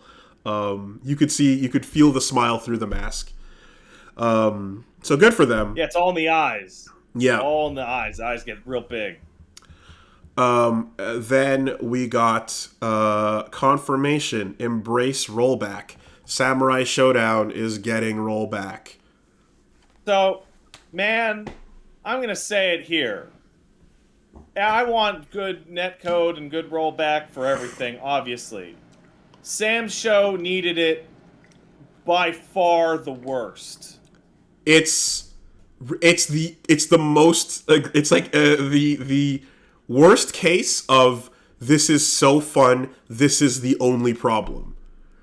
You know? And boy, oh, you mean a game in which a single counter hit can just like outright kill me? Has bad reaction time? You cannot fuck around. Yes, exactly. It is a game where there are decisions that are fewer and more crucial every single time you make one.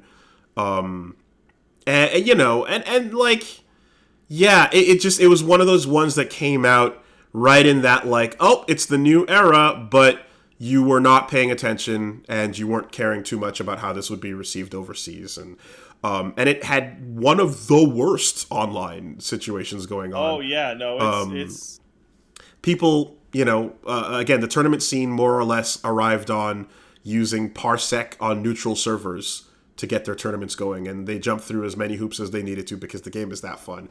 But we're back, we're in there. So yes, that is coming.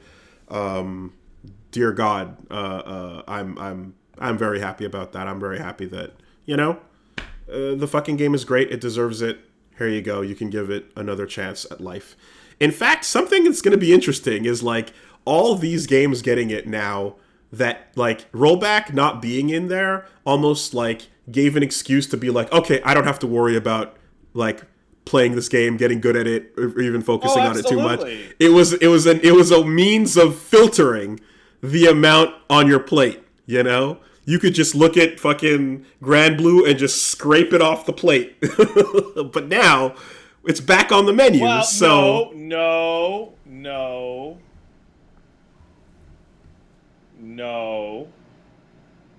You scrape it back. Don't pick it up out of the trash yet. You leave it there. You do not put that back on your plate. Okay, but no matter how much money they offer you. There's a lot that you can put back on your plate, right? It's not just about rollback, though. So Samurai Shodown is getting that. Meanwhile, King of Fighters 15 is getting crossplay.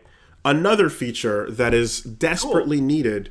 Before, it was about about Sony, Microsoft, you know, trying to get them to play nicely with each other. But we've seen the examples. We've seen Power Rangers was able to negotiate this. Why can't bigger, more established fighting game franchises do so? And now we get that. So KOF in particular, a game where, yeah, you want as many people not worrying about the platform choices on this as possible, because it's not going to do gangbusters numbers. Like, if you have a handful of people online on PC, a handful of people online on PlayStation, you know, they're going to have a rough time getting decent matches, and you're also trying to match skill levels and such. You want the player pool to expand as much as possible. I mean, I have a stupid question here. Oftentimes, consoles can be popular based on their region. Like Sony's consoles have been more popular in Japan, for example, and the Xbox is more popular in the Americas. What console right now is most popular in Mexico?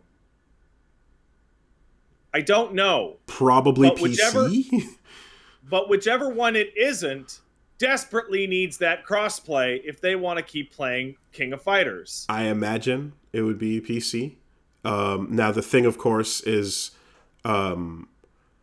this brings a whole other issue to the table, in that console versions of games that run off of Unreal automatically come baked in with input delay. And until like that is fixed by Unreal, there's very little that can be done about that. So just about every fighting game recently that came out on consoles and Steam, the Steam version is going to be the one where you get the least amount of input delay on, and it allows you to be a bit more responsive. And if you're playing cross-play with somebody... with one notable exception, on PlayStation, on PS5, I think the new Guilty Gear patch has the input latency down to like 2.5. It's so they're starting to address that. I want it to be fixed on an engine level, of course, because then we don't have to, you know, worry about other games being like ArcSys can fucking run that magic, but I don't know and trust in that every other company is going to be able to do so with their games. You know? Well, here's just hoping Unreal Engine 5 has it fixed, because they're not going to be going back to fix shit in 4. Yeah, so that's it. But still, crossplay, great feature. Great for especially like new players and you know, intermediates, anyone who's like at that level where you want to fight people that are closer to your skill level. You want to get more matches. You want to get better matches. You need a larger player base to reach into. So that's a big deal for them as well. They also announced okay, so you look at the guest characters in previous games, and it's like, yeah, Haomaru, Nakaruru, the ambassadors of Samurai Shodown, totally. They showed up in Capcom versus SNK. They showed up in the last KOF. No questions there. The most popular too. Darlie fucking Dagger is getting that third slot? My weird pick, my weird offside pick, is getting slot 3? What? That makes sense, actually, because it's like classic weirdo. As the rep. I'm super surprised by that.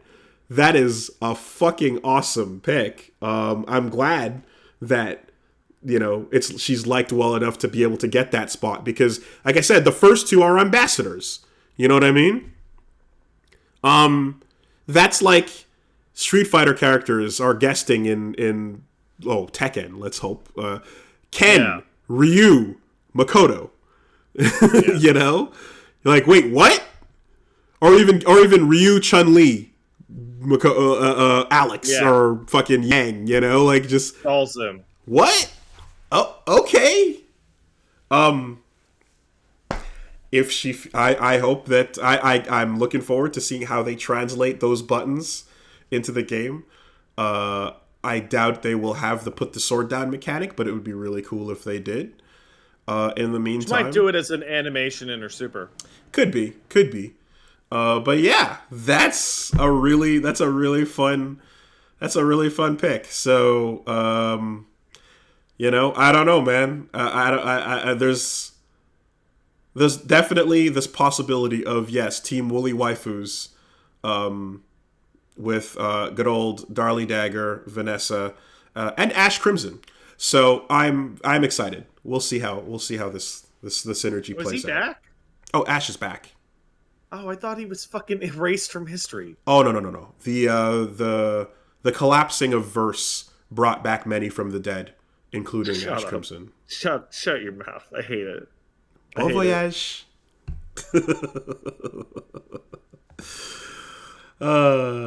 So that's what's going on over there. Skullgirls. They showed off. It's funny because Skullgirls is like, I mean, it's had Oh, it's roll, that old fighting game from a million years ago. it's had rollback forever. It's had all those Yeah. features you've wanted forever. So what are they announcing? Well, Black Dahlia. They showed off another trailer of her gameplay. So one of the cool characters from that list, that giant list of cool Giant characters, list. still going back to it. All these years later, they're still going back to the big list of cool characters from that Kickstarter. And Marie, the final boss, the Skullgirl, is also announced to be coming soon, which is cool. I hope they didn't show off any gameplay, and I hope that is indicative of the fact that they're doing more than just converting her, like, boss thing to a playable form, because she didn't have like a ton of original moves, just like a bunch of borrowed stuff in there. I would hope that she's getting a full unique thing, and the effort they put in on every other character as well seems like they wouldn't skimp out here either. So I wouldn't worry about it too much. yeah, playable Marie coming through the Skullgirl. That's good. That's good. I like that. Is it portrayed as like the start of a new season with Marie coming back or something? I didn't get that impression. I got that more just like Second Encore and Mobile are being pushed together now. Like the logo for Skullgirls now says Second Encore and Mobile. Like it's more like because with Hidden Variable in the picture developing for for both cases, they're pushing the both versions of the game. But it's kind of like we're coming back to life with another season of content, so that's very cool. Black Dahlia is got all the stuff you'd expect from a 20s prohibition flapper style era character. The long cigarette in the holder, falling back onto the big lounge chaise, and big fucking Patriot style gun as well. Very cool. They then announced that Dragon Ball fucking FighterZ is getting rollback. So the way that was announced was absolutely hilarious. Did you see the full announcement? I saw the clip where the producer went up on stage and basically just mentioned it in segment. Okay, so the producer, she comes up on stage and she's with her translator and she's talking at length about how they feel the game is in its best state, so there's no plans on more characters and no plans on any more balanced patches. And then the translator says all of that in English. And then she goes on at length, and people, it was I couldn't understand a single thing. And then she gets all the way to the end of it and just says the word rollback, and the crowd starts to go nuts. That's like everyone's just waiting to hear that word. And she finishes, and then she's laughing, and then the translator goes, okay, so we all know what she said, but I'm still going to translate it anyway, okay? Yeah. And so then he translates the whole statement. Okay, now, asterisk. Rollback, there's also ports coming to current gen. Rollback implemented in the ports for PS5 and Xbox X. And the PC re-release. So I'm guessing it's going to be a Game of the Year kind of edition with DLC included. Yeah, I believe so.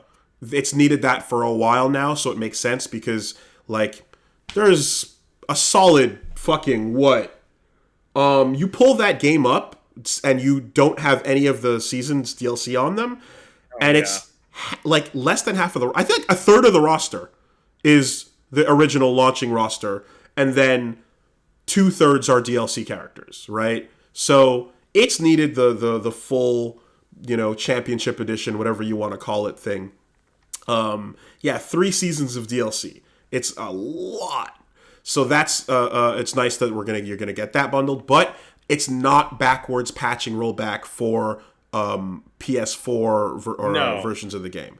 So now they say that you can upgrade the versions, probably free or some minor fee. With each respective one that you own, I suppose. Yeah. I'm fascinated by what's going to happen to that game because there's a lot of people who can't feasibly play it or played it for a while and then stopped.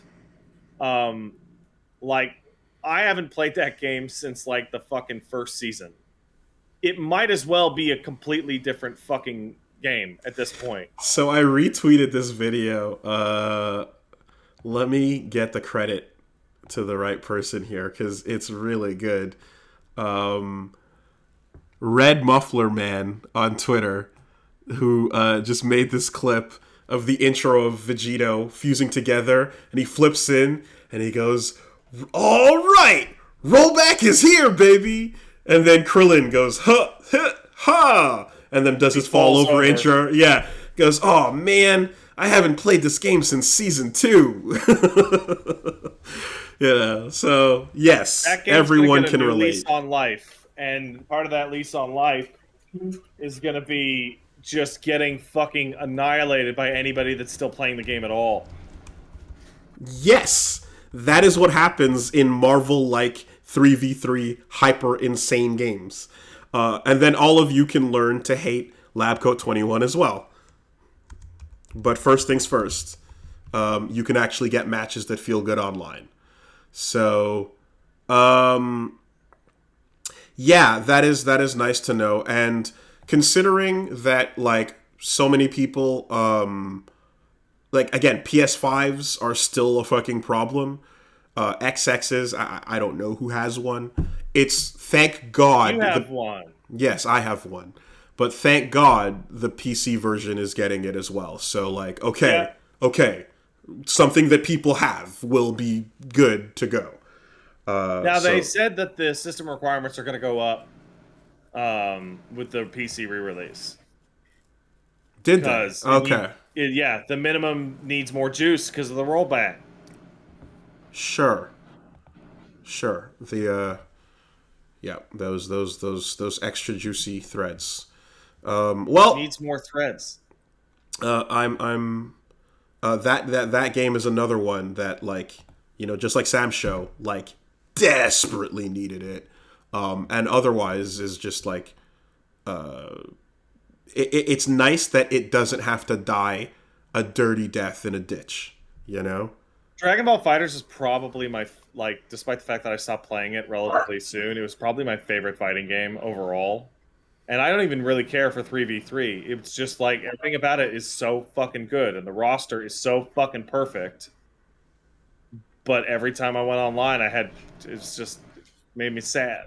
Sad. I was watching those top 8s, and I was watching all the way here at the end of the balance of the game. 16 still getting those dunks in, and I'm like, God, yes! Like, it's still they added more viable. Gokus in the DLC so that he could dunk more Gokus. Yo, Wawa, just still getting those dunks in. I'm glad he's, you know, I'm happy to see it when you make it all the way through to the end, man. So yes, Dragon Ball is fucking saved. We got also I mentioned Team Samurai for KOF, but they also even spilled a little bit more and went, by the way, Shingo and Kim are coming to KOF as well. So just artwork, no in-game, but kind of characters that should be there for sure. I'm sorry, did you say Kim is coming to KOF? Kim Capuan is confirmed for King of Fighters. What kind of fucking trash game are we playing? What are we doing? Capuan is not there. What are we doing? Yes. And Shingo Yabuki, the student, the forever student, is confirmed as well. Two fucking, like, absolute roster staples in my opinion. Anyway, we'll see. Kim should be, because we've gotten Team Kim's family, right? Yeah. But we what we want is Team Other Kim's family. Like, The kids. we want, We want the kids. We want the kids. So, yeah. But Wooly, nobody cares about Garou. Nobody knows about Garou. Garou's dead. Nobody cares. Man. I mean, I think the right response is just Maximilian just ah!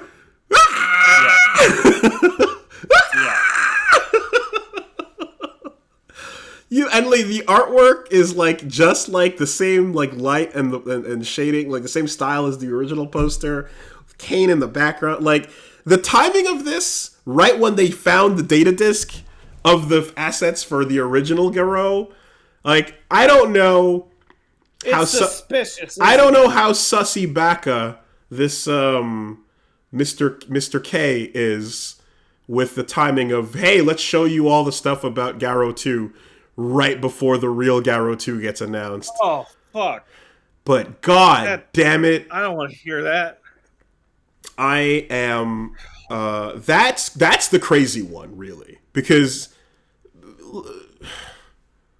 Fatal Fury, Garou Densetsu, Real Bout, whatever, Terry Bogard as his own franchise like main, that's dead. Yeah.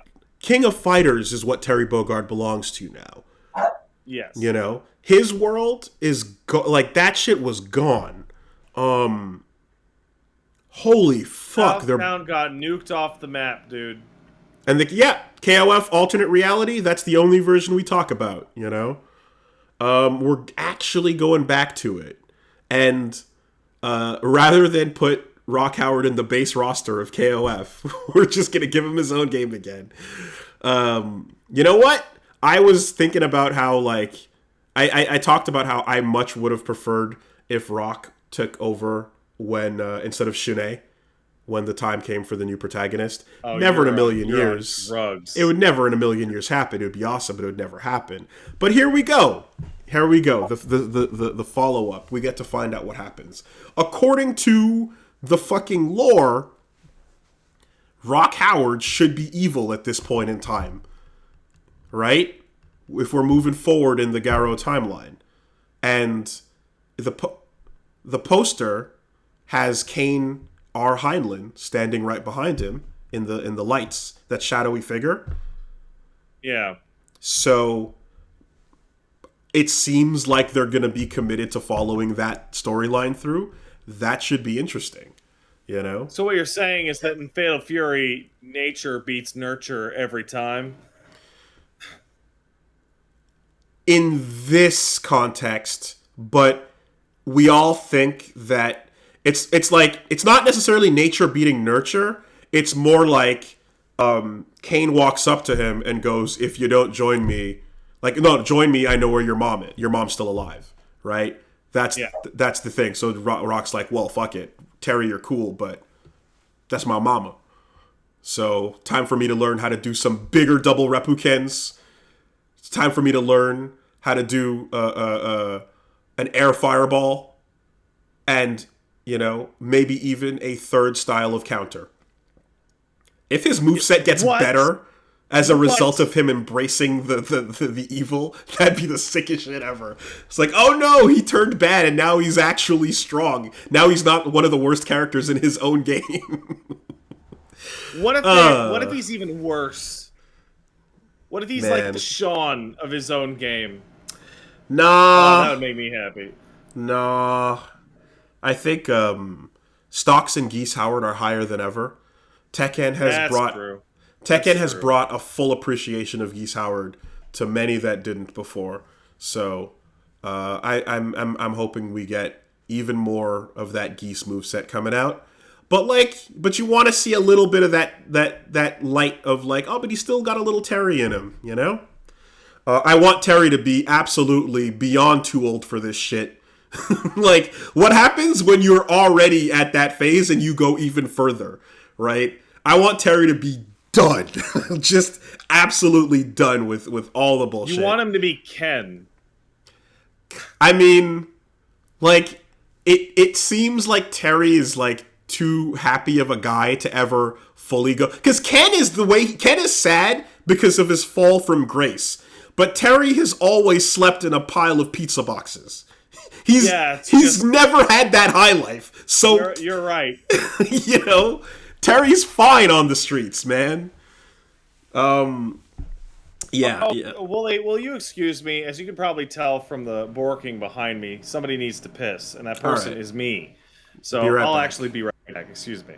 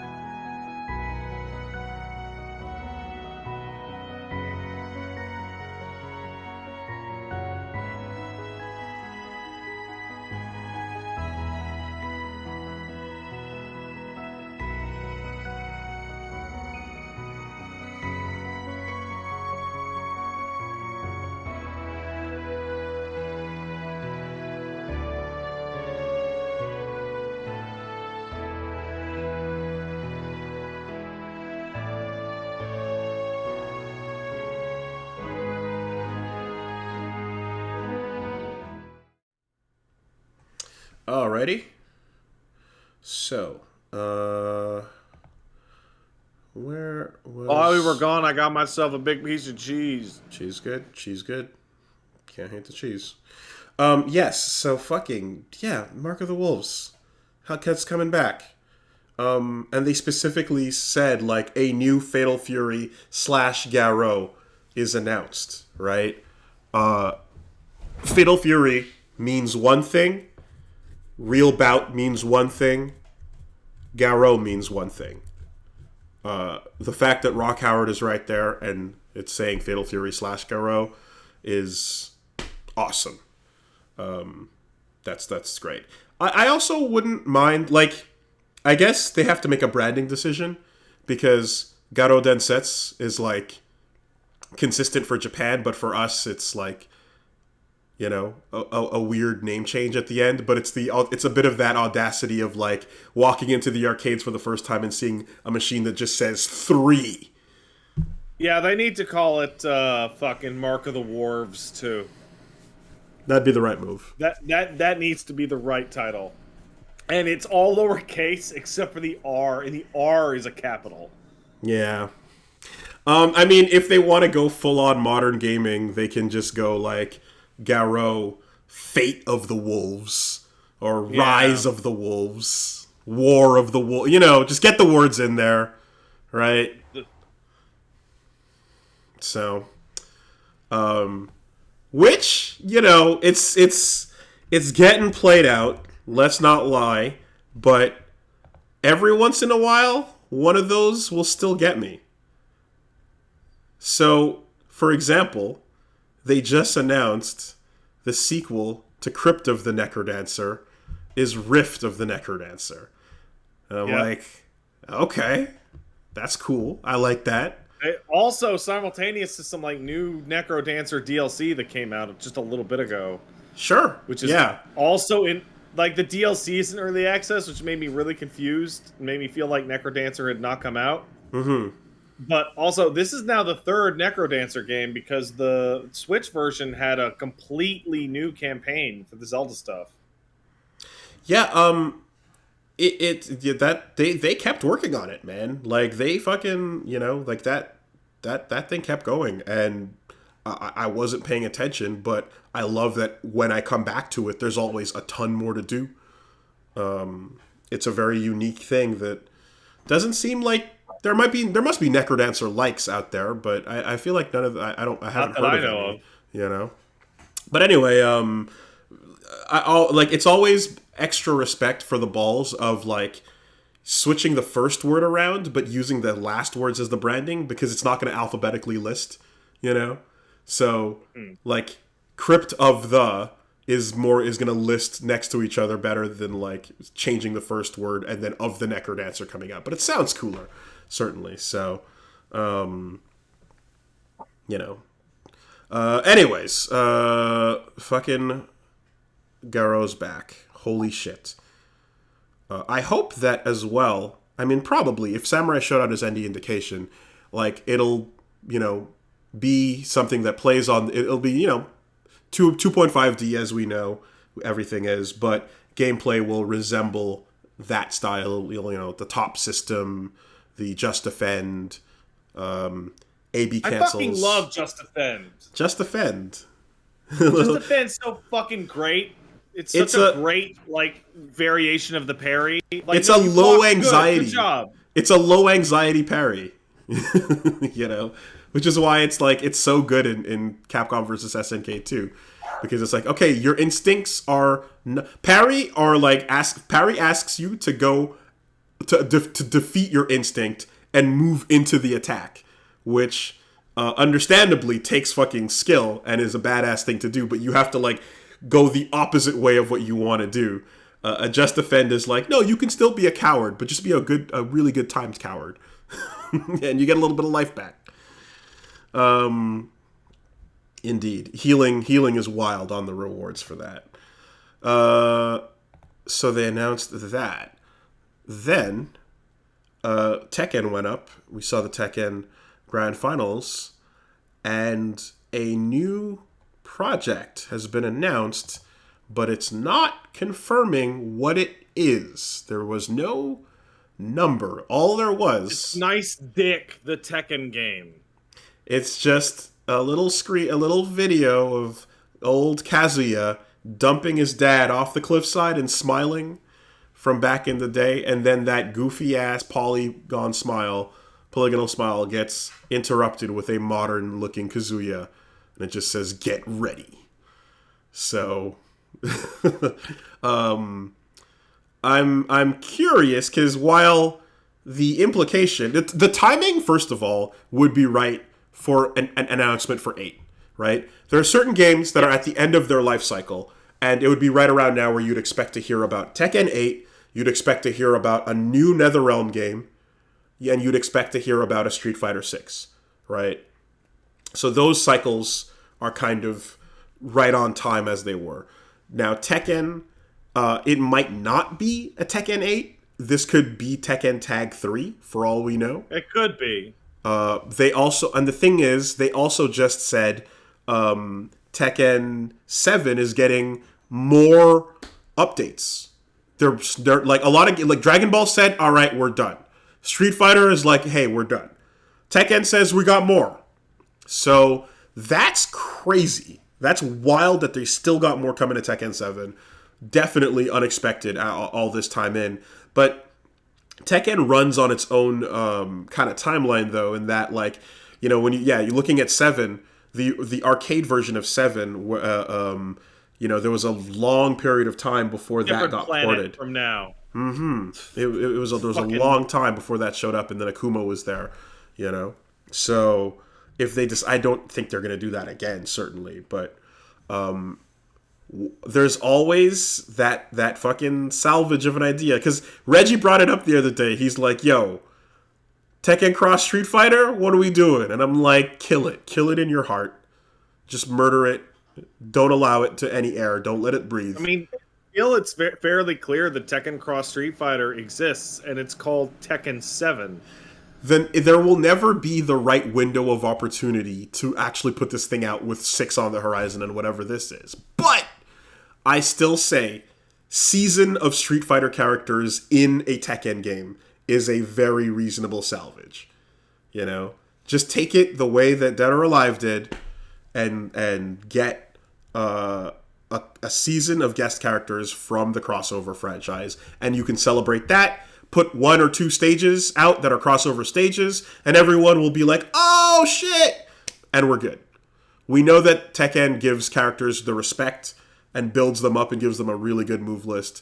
That's the best way to just scratch that itch and get that conversation out of the way, you know, with the crossover. I whatever the fuck they're announcing, I mean, it'll hopefully have the good rollback at this point if we're jumping. No, Tekken will be the last. Tekken 8 is, and Harada will fight someone in the street over it. Like, that's what it's gonna come to. I mean, we've seen he's willing to go and shake the commentators like Tasty Steve is like, ah, when the announcements drop. So anyway, something's coming in Tekken World, and we will find out shortly, I suppose. Then of course comes the conversation of like, all right, are we just grabbing 50 characters and moving them forward, or what? What are we doing? Anyways, Tekken's got that. Street Fighter 6, they showed off and announced a couple of things. Big ones, of course, we got to see Kimberly, the character that was teased in the screen in the background of the first trailer we saw, who is now, we can tell, a Bushin Ryu style guy replacement. So I had no idea what she was going to be, and I didn't really super care for her design. And now that I see that she's Bushin Ryu and that the red is like her version of Guy's gi. Yep. Like, wow, she's great. It's the new ninja. Now, does this mean that Guy is not showing up? Of course it does. You know. That's exactly what that means. But you saw that. You know that. You saw the fucking list. But she is going to be your guy analog. Yeah, uninvited. I saw the weirdest video from some fighting game Twitter that was like comparison of Kimberly's moveset to Zeku. Mm-hmm. And I'm just sitting there going, like, fucking why? Why are you not comparing her to Guy? Her moves are obviously more like Guy's. No, it's both. It's both because Zeku has similar to Guy moves as well. He's the teacher. They all share the Bushin Ryu style. Zeku has the two styles he switches between, but you're seeing mirrors of both in what she's doing. But definitely the signature run and stop and options, the Tatsu, the Izuna drop. The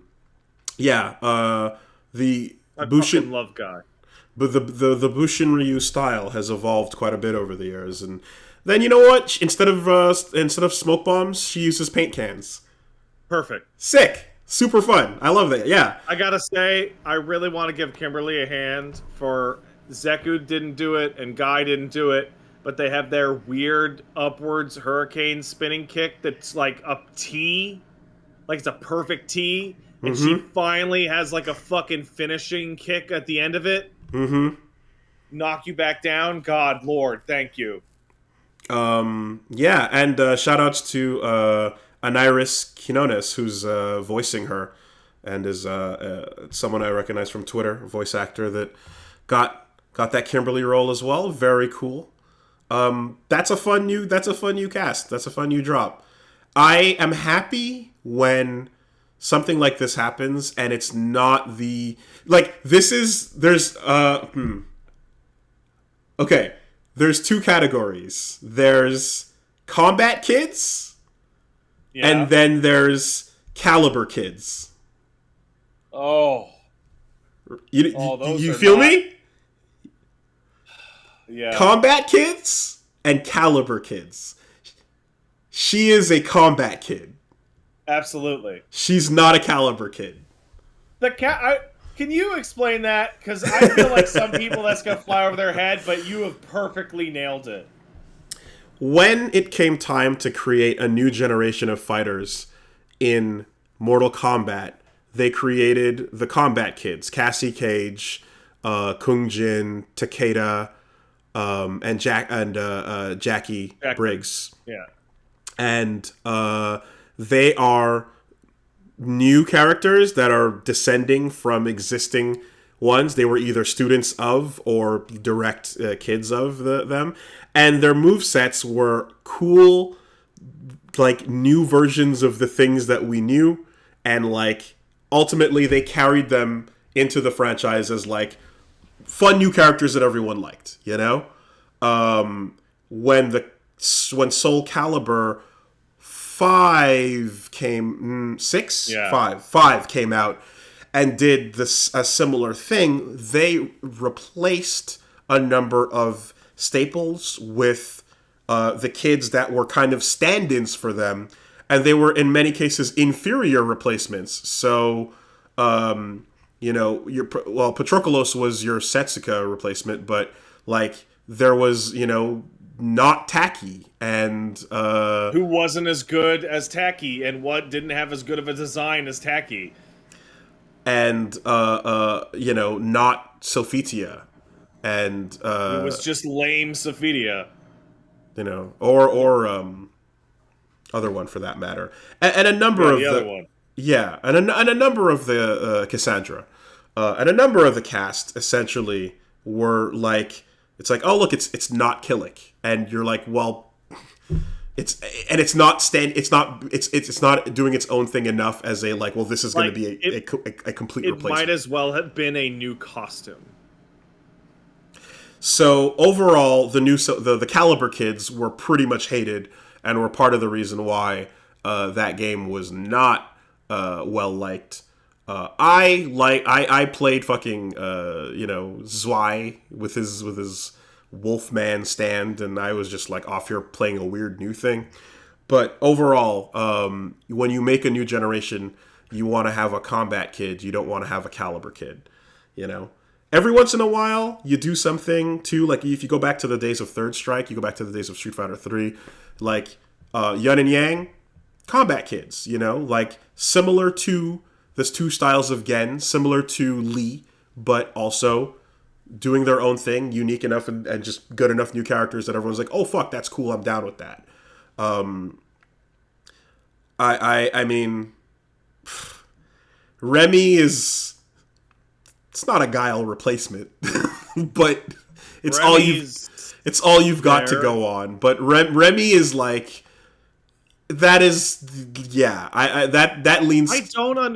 I don't understand Remy's existence at all. Remy kind of hits on that caliber kid side of the fence. Like he's hitting I don't understand the purpose of Remy at all. He doesn't seem quite as interesting as the guy he's replacing, and he's like I can throw sonic booms with a charge motion in a game in which anyone can nullify it instantly. Like, what the actual fuck?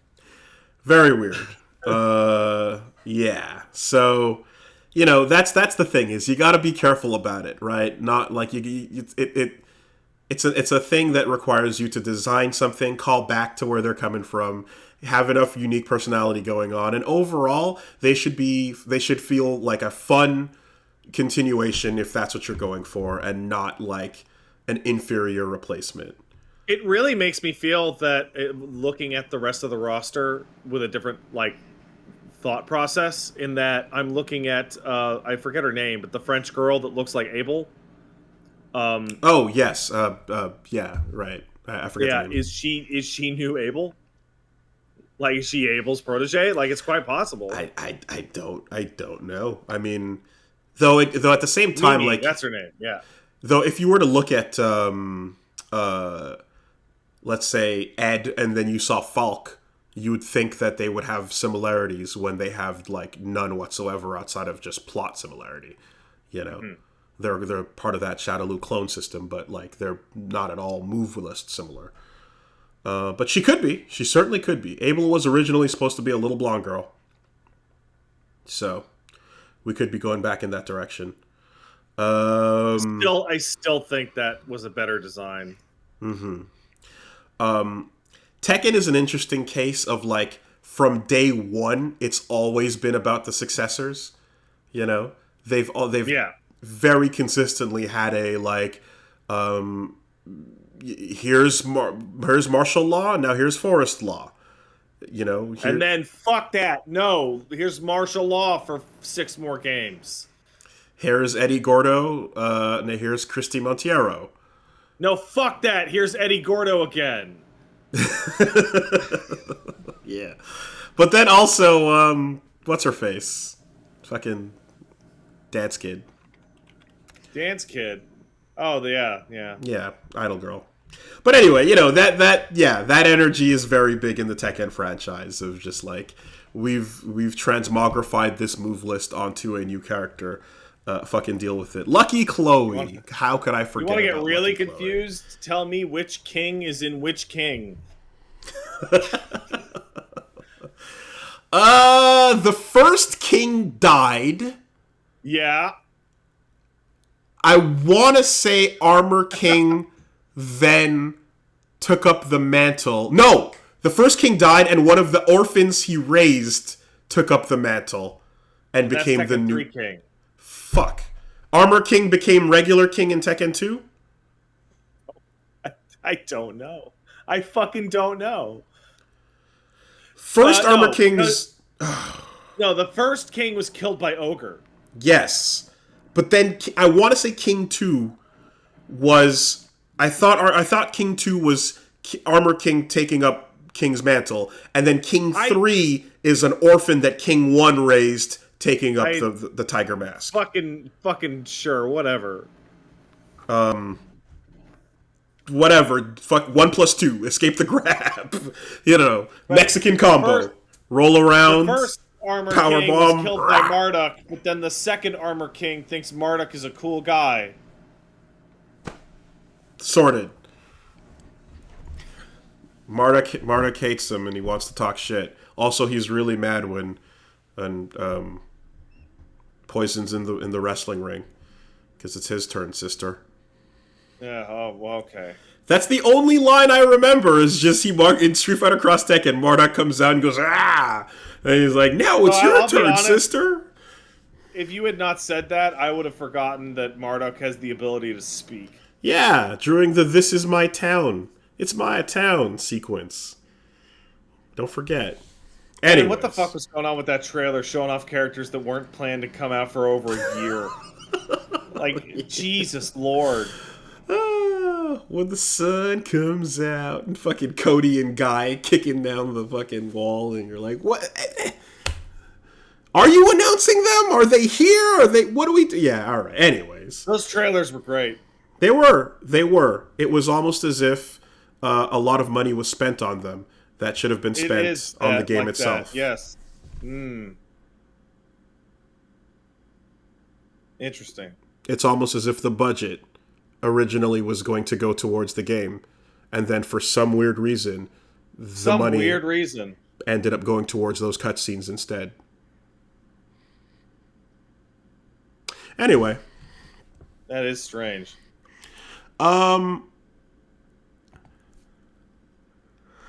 They also announced the return of the fucking foot fetish. They're really... Oh, like, man! It's Tarantino-esque.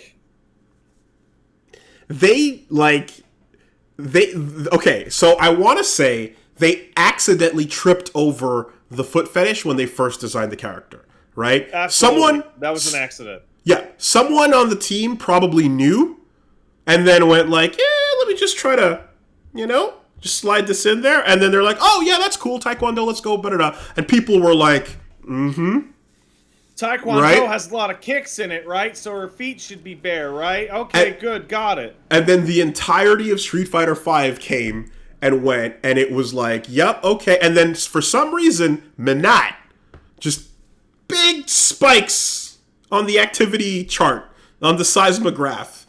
Big spikes when Minot shows up, and people are like, and Capcom goes, alright. Okay. They go into the back room, and then they come out, and they reveal a giant foot with an eye patch and the Tandem engine on it. That... Like, riding a motorcycle. I burst out laughing when she does the Akira slide in her reveal trailer, and then stomps her foot down, and then the camera cuts to just a full 16:9 of just the foot. Like, approved and fucking signed off on by Tarantino himself. I've never seen a lean in this hard. Juri's back. She's got a costume that's more Street Fighter 4 style than Street Fighter 5. She's got moves that are a little bit more Street Fighter 4 as well. When she does the super, it goes into the whole, like, the original one where that felt good, didn't it? Except, now, after the slam, there's a whole fucking sniff the toes sequence, rubs it all on your face, and then kicks you. And you get to just see new character. You get to see either a fucking face of anguish or what looks like Jamie nutting in his fucking pants. Jamie just...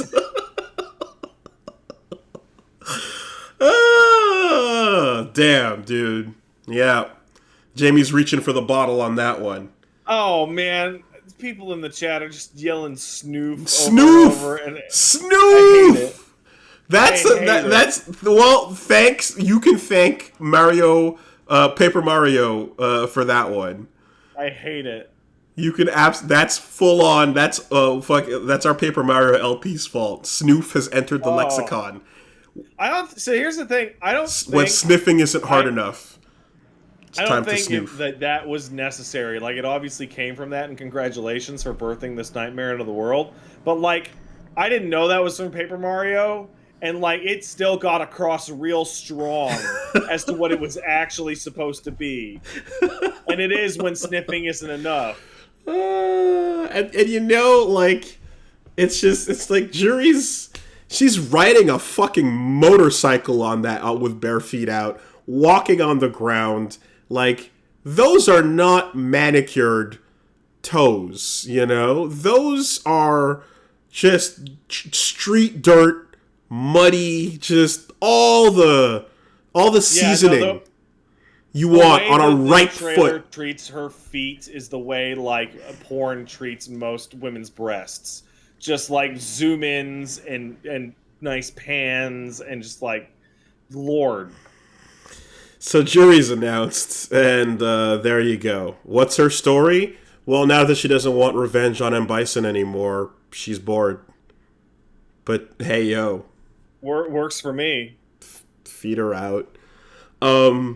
It's interesting, actually, because in watching the move list and sort of the return to form in some ways, well, it's not fully, because she still has the installs, but instead of the projectile, it goes into the multiple kicks that can link into each other.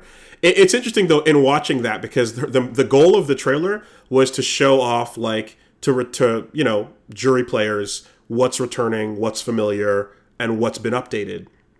And that gets that across, but as a result of doing that, she has less going on than Kimberly, who's flying off the walls, doing wild shit, exploding into spray paints and color, and just showing off like a whole new thing. It was you definitely got a more exciting vibe out of Kimberly's move list than kind of like Juri's being subdued, which is wild because her move list shouldn't be subdued, and it isn't. Like, she's doing spin kicks, like, you know, pinwheel kicks into the air and counters and shit. The tandem engine is back. She can now do the install and you know, it's a full kit. But yeah, the I feel as if the dive kick is back as well. But anyway, like looking at that, it's like, it's funny because like she has the dive kick, and I'm like, good. Korean Taekwondo users are supposed to have a very specific dive kick if they're in a fighting game. It's just the way it has to be. And then, of course, when she beats you, she sits down, pulls out the phone, and starts shitposting on Twitter. So perfect, absolutely. In fact, there's I think I saw some fan art of like basically like her just like on her phone, just being like I can't believe they announced me before that dumb British bitch. Lol. You know, like Juri gets in first. Yeah, good stuff. I kind of had I was wondering when Street Fighter like was gonna announce whether they were gonna go for the like, fuck it, you all saw it, here's everything kind of moment. No way. But it's I had that thought, but I think it's better to not, because admittedly it's still a pop in seeing how they look and play, right? What was shown off was the character art, and then like a quick clip of Cammy and a quick clip of Ken on the character select screen. So like there's not enough leaked that it makes it so that like it would be unhyped for the trailer to drop. That makes a lot more sense. If the leaks included like full matches of like, you know, the roster, then you'd kind of have to lean more in that direction. But they're lucky that it kind of was just, here's that artwork to get you going, ooh, what the fuck is going on with, ooh, like, yeah, he's got Dalsim's got a sash now, and you got okay, yeah, cool. You know, so, Dalsim, but no stretchy limbs. He's decided that stretching his limbs is stupid. Well, clearly, the real way to zone is with a magic ball that floats. So, you didn't need your limbs to stretch the whole time. I mean, it is kind of funny if you look at two and you're like, okay, so where are the disciples of Dalsim that have also learned to do this weird stretchy limb shit? Nowhere. None. No one. And like the closest thing you have is fucking 12 and Necro, and they're just accidentally doing it because their bodies are jelly. They're mutants. Nobody's learned how to do it. You know, like Sakura goes, Master Ryu, teach me how to do the fucking Shoryukens and Hadokens. And she picks it up in like what, 4 hours? You know, and like, oh yeah, Minot is like, Master Rose, teach me how to do the magic and the teleporting and the all the magic shit. I'll combine it with rhythm gymnastics with my ball. And everyone, especially if you go by the Udon comics, everyone goes to see Dalsim so that he can unlock their potential and teach them how to fight. But no one is like, okay, now teach me that stretchy arm weird shit. Like, everyone's like, I'm good. Like, you can... I don't know how to do that. Nah, bro. You know, that's fine. Oro, sure thing. Teach me everything you've got. Straight up telekinesis, huh? Yeah, sure. Yeah. Fuck it. Give me 2 afternoons a month for 4 months, and I'll have you lifting rocks. Yeah. It's not yoga. That's fuck off. Yoga is the thing you do next to the Pilates class to get your stretches out with downward fucking dog and all that. Like, what he's doing is horrible bone breaking and dislocating nonsense and then slapping it back together, and it's probably extremely painful. That ain't yoga. That ain't DDP is not teaching that. It's because he's enlightened, man. Yeah. Was there... Hold on. I'm trying to think... was there someone that, like, was a direct student at some point in the lore? Of Dalsim? That was not just, like, an occasional thing. Because, again, Ryu got taught by him. Sagat got taught by him. Everybody hung out with Dalsim for an afternoon. Not like... It's like Street Fighter EX or anything, huh? No, I guess not. Yeah, okay, all right. Yeah. Anyways, so that's what they got for now. Plus, Tasty Steve and James Chen as commentators in the in-game commentary system. The build-up to Yipes is palpable. We can feel it in the air. You know, Yipes should be at least 20% louder than all the other announcers. The volume is up. On just they just mix them just a little bit higher. Hell yeah. Okay. So, yes, then the fucking clown shoes time announcements happened. The one, like, everything is a combo of just bangers, top to bottom, hitting. And Grand Blue Fantasy comes out, has the video, the director's talking, and he's like, you know, this is the franchise, this is how we started, this is the what the fighting game meant from creating it based on the Grand Blue proper, and then Relink is still happening. Everyone's like, roll back. What are we doing here? And then Come on, Grand Blue. You know, and then it's like, okay, so what are we building to? It's like, all right, so thank you, because Grand Blue obviously also was on the category of Evo games. Then they're like, so here's what we're going to be doing. Announcing the Grand Blue online tournament event with $15,000 in prize pools. That's going to be a major online push that I guess Cygames is going to fund to drum up excitement for it. And motherfucker, like, they didn't even, like, they announced an even worse circumstance than just a local world tour, right? Yeah. If you said, we're going to show up to your city, have an event, and you can come enter, and then it'll be for a grand prize or whatever, that would be one thing. But it's an online fucking qualifier that requires you to use their bad fucking connection, non-rollback, delay-based play. And it's just, it's just fascinating because they're going to pay people to show off just how shitty the game plays online. Sides in orbit, you know, goes the chat. The most insane type of anti-rollback announcement ever. It's just like, we want extra showcasing of online. Remember too that when it came time to do like the Evo online possibility, it was like, oh, we can't fucking show off these main stage games that all have delay-based code. Like, it's gonna be terrible. It'll look really bad, you know? So here we are. They're gonna do it themselves, and like, yeah, the pop is that, like, they got Mike Ross as the ambassador at the end for the tournament. And it's like, man, yo, I love that dude. Mad respect. I hope Mike is laughing. I mean, just you know it. It like treat it, guys. Just treat it like a Raid Shadow Legends ad. You know what I mean? Just be like, yo, Mike, stack it up to the ceiling. Get it. Do what you gotta do, baby. Get fucking paid, bro. I got nothing. Wildly unfortunate for them that it came on the heels of literally everyone else there announcing Rollback. Like they didn't know that. They couldn't have planned for that. It's just like, God, Lord damn.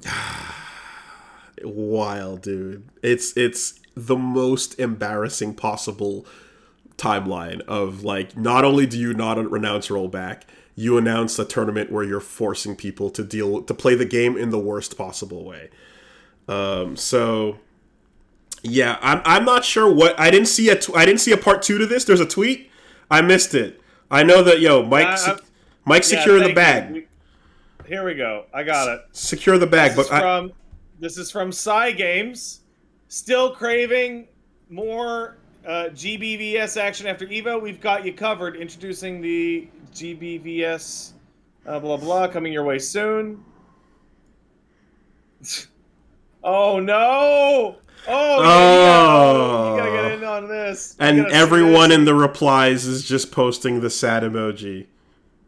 The sad, like, crusty, deep fried mouth. Oh, yep. I love it. Yep. Okay. Just every single fucking person. Okay. I missed out. I didn't see that. There you go, guys. I don't know what to say. It's crazy because the whole time we've been talking about it, you know, it's like Psy Games. It's on you. It's on you to make this game like relevant again. And instead, we're gonna spend the money over here. All right. So be it. DNF. Take that bread. Take it. It's on the table. They don't want it. The Grand Blue came out and said, you know what, guys? I don't even want it. You know what? Actually, scratch what I said. Remember I said they couldn't possibly know? No, they did know. Because while they're the publisher, Psy Games, they are working with Arc System Works, and Arc System Works is literally telling them, listen, we're going to announce Dragon Ball FighterZ with Rollback. Everything that we're putting out has Rollback. We're going back to games that came out before your game to put in Rollback. DNF came out. It's got the Rollback. Street Fighters do someone at Arc System Works spoke to someone at Psy Games and was like, "Don't do this." Now, they were ignored. Here's the thing, though. What do we know about Relink? It's having trouble. That's true. Whatever's happening with Relink, it's not going smoothly. From Platinum being in, out, from footage being like, you know, here's it. Oh, no, never mind. Like, people are waiting on what looks like a cool game that's been announced a fucking while now, and they said with this trailer that, oh, it's still happening, but Relink is fucking struggling, right? That thing's kind of in development hell right now, and it has been. The fact that is going badly, and clearly when something is going badly, but they're still saying that it's being developed, means that it's a loss leader, it's a cost sink at a certain point. They're making money on gacha, they're doing well, but there's definitely probably a massive reluctance to spend extra money on side projects like Versus if they're looking at a game like this and going, this is going poorly, we don't have anything extra to put towards that. I'm going to guess that's probably what they're looking at. I'm guessing Psy Games is saying, nah, bro, we don't want to spend any money on this rollback. It's going to cost how much? Fuck that. The main game that we're expecting to be really big is already causing financial trouble for us, you know? Doesn't make it any less stupid, doesn't make it any less silly that you're pushing what's essentially going to be like the worst look for this game while trying to drum up excitement for it. But I'm guessing that's happening behind the scenes financially. Whatever the case is, everyone walks out like fucking laughing, and Psy Games put itself in the corner, and you know, like, the people want to play. People liked Grand Blue. Like it. Did I You know? imagine when they announced it at the Evo stage, like people in the crowd like unironically laughing? Is that a figment of my fucking imagination? Yeah, well, yeah. When I watched it live, it wasn't an audience reaction. It was just a screen. It was a full direct feed. But the chat was freaking the fuck out. I was watching the chat at the time. You know, so in any case, yeah, I kind of like it extra to me. I look at that, I'm like, motherfucker, like it sucks that DNF didn't get main stage time, because DNF was at Evo, but it was a side tournament. And like I'm still going back through the footage of it because they did stream the top 8 for it. And you know, as I've been playing more DNF, right? So before I left, you know, I basically was just like grinding out into that a bit. Made it to Legend on console, switched over to PC, started going through it again, made it to Deity on PC. That was pretty sick.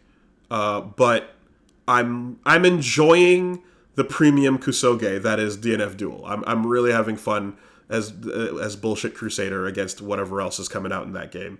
And like I want it to go further. So if Grand Blue continues to fucking trip on its dick here, that's fine, man. Like I think DNF could take that spot, and I think it should. You know, it's dumber, it's wilder, and it's more fun to me. I like DNF more. You know, DNF is just so fucking like it's so just fighting games with like a weird rasp to it. I don't know how to describe it. Yeah, and I don't have an attachment to the Grand Blue franchise, so nor do I to DFO. I don't particularly care about what's going to drop or who's going to drop or whatever's going. Yeah. It's just a fighting game to me, you know? It's just so I'm just judging it on how it feels and what's going on. And I'm enjoying the DNF bullshit. I want to tune into some fucking DNF stream in 8 minutes.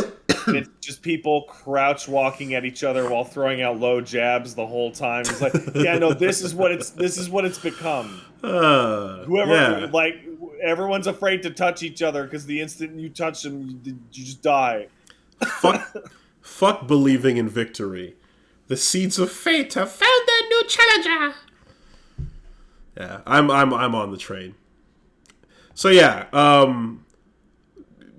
Psy Games was the entire fucking circus at Evo this year, and good for you guys. Let's see where this goes. And I saw somebody in the chat earlier when we started talking about this, saying Psy Games, how about you roll back into your clown car, which I think is probably the best way you could phrase it. Yeah.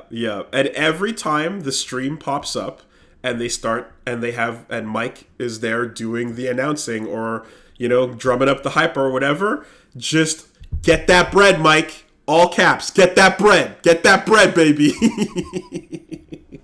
That's it. Do what you gotta do. All right. So a couple other things, of course. We then got to, the Strive finals, and boom, the sickest kind of announcement, the best kind of announcement to drop at Evo. Here's a trailer. It's a new character. Bridget's now in Strive. And what do you mean now? As in, once you get home from Mandalay Bay, Bridget is out right now. And the audience is, you know? Yeah. That's the biggest pop every time, man. Like, yeah, just as soon as I walked on stage, I pressed send on a text message that told a guy in Japan to flip the switch and turn on the DLC. You know, so sick. So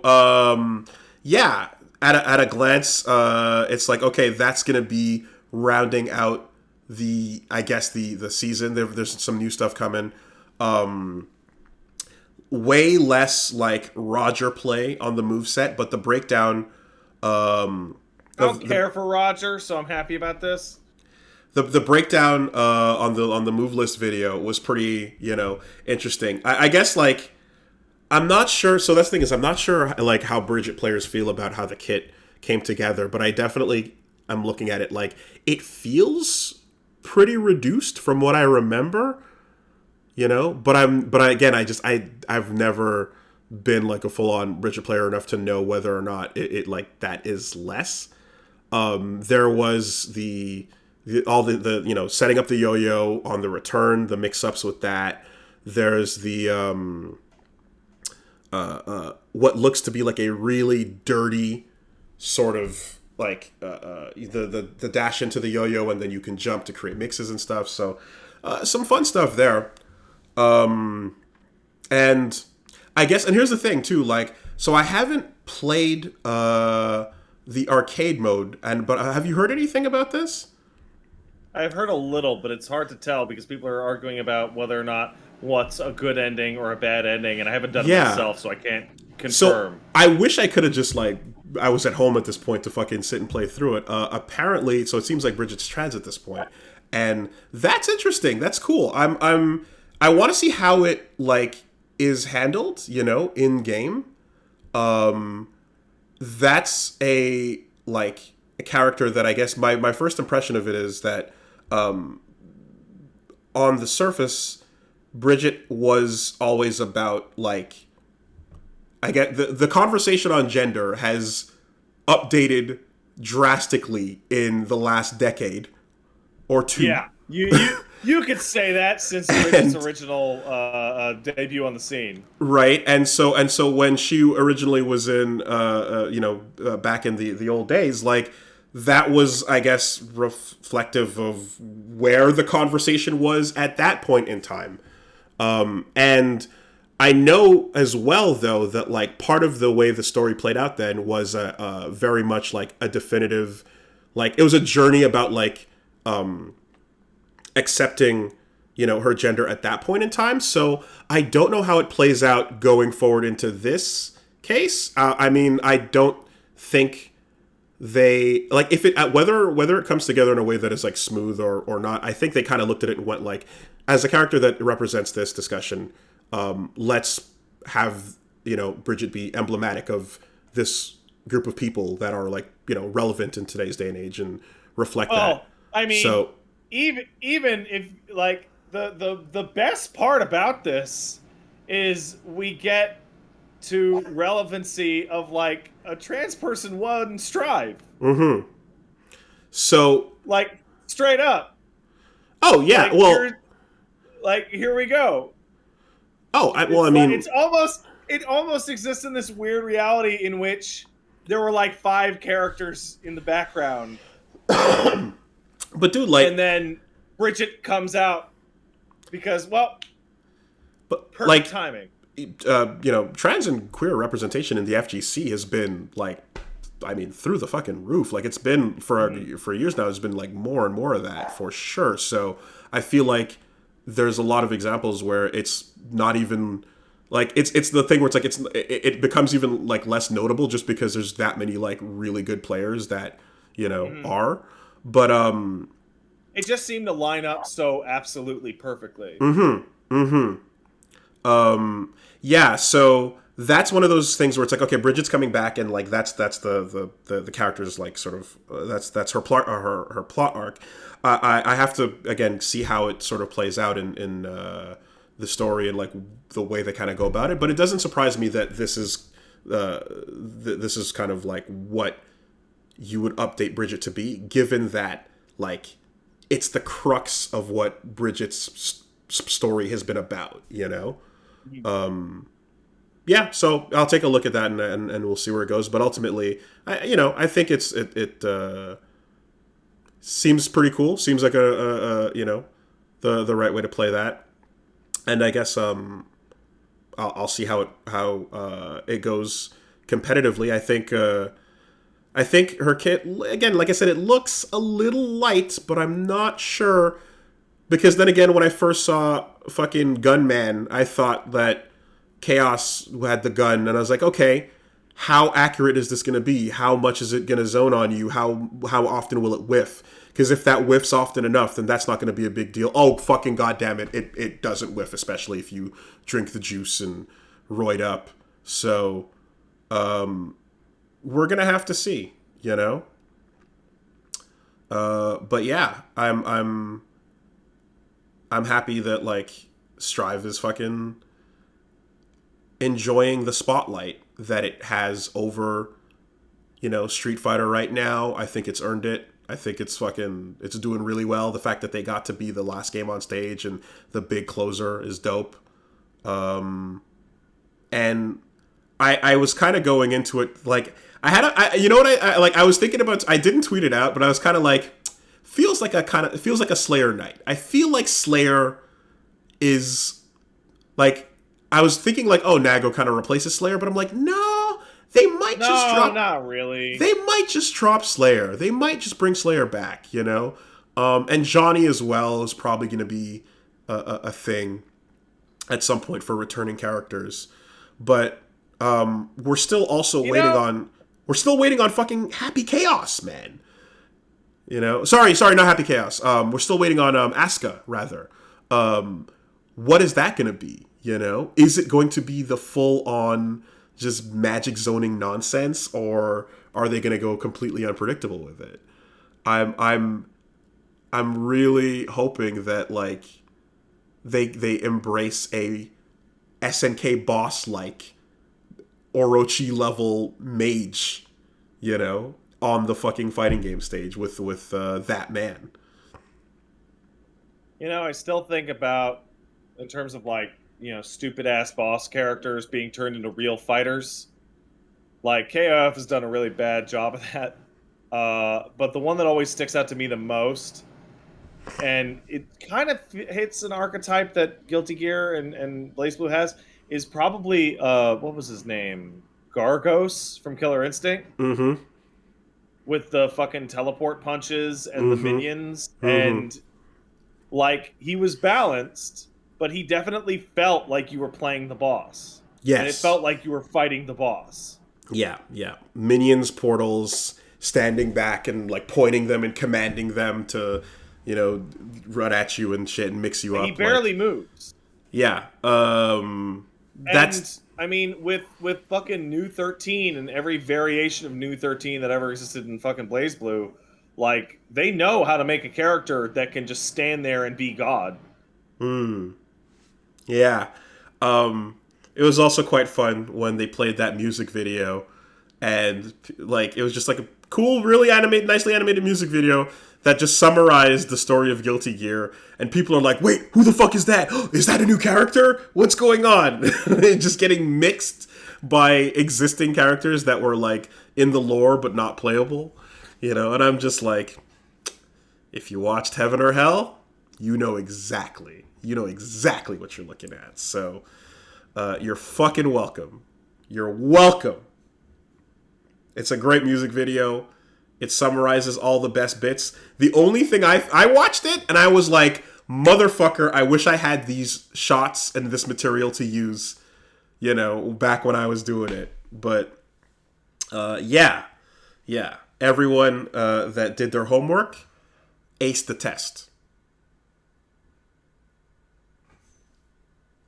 That's it. Are you talking about the backyard again? Not even. I'm just talking about really hype shots of the Kai and Soul fighting 2v1 against you know, the Is he still villain. gonna be a fucking cat boy? No, the ears are gone. That he's stopped being a cat good. boy in the Strive story mode. Just got over it. Yeah, pretty much. Changed his headphone brand.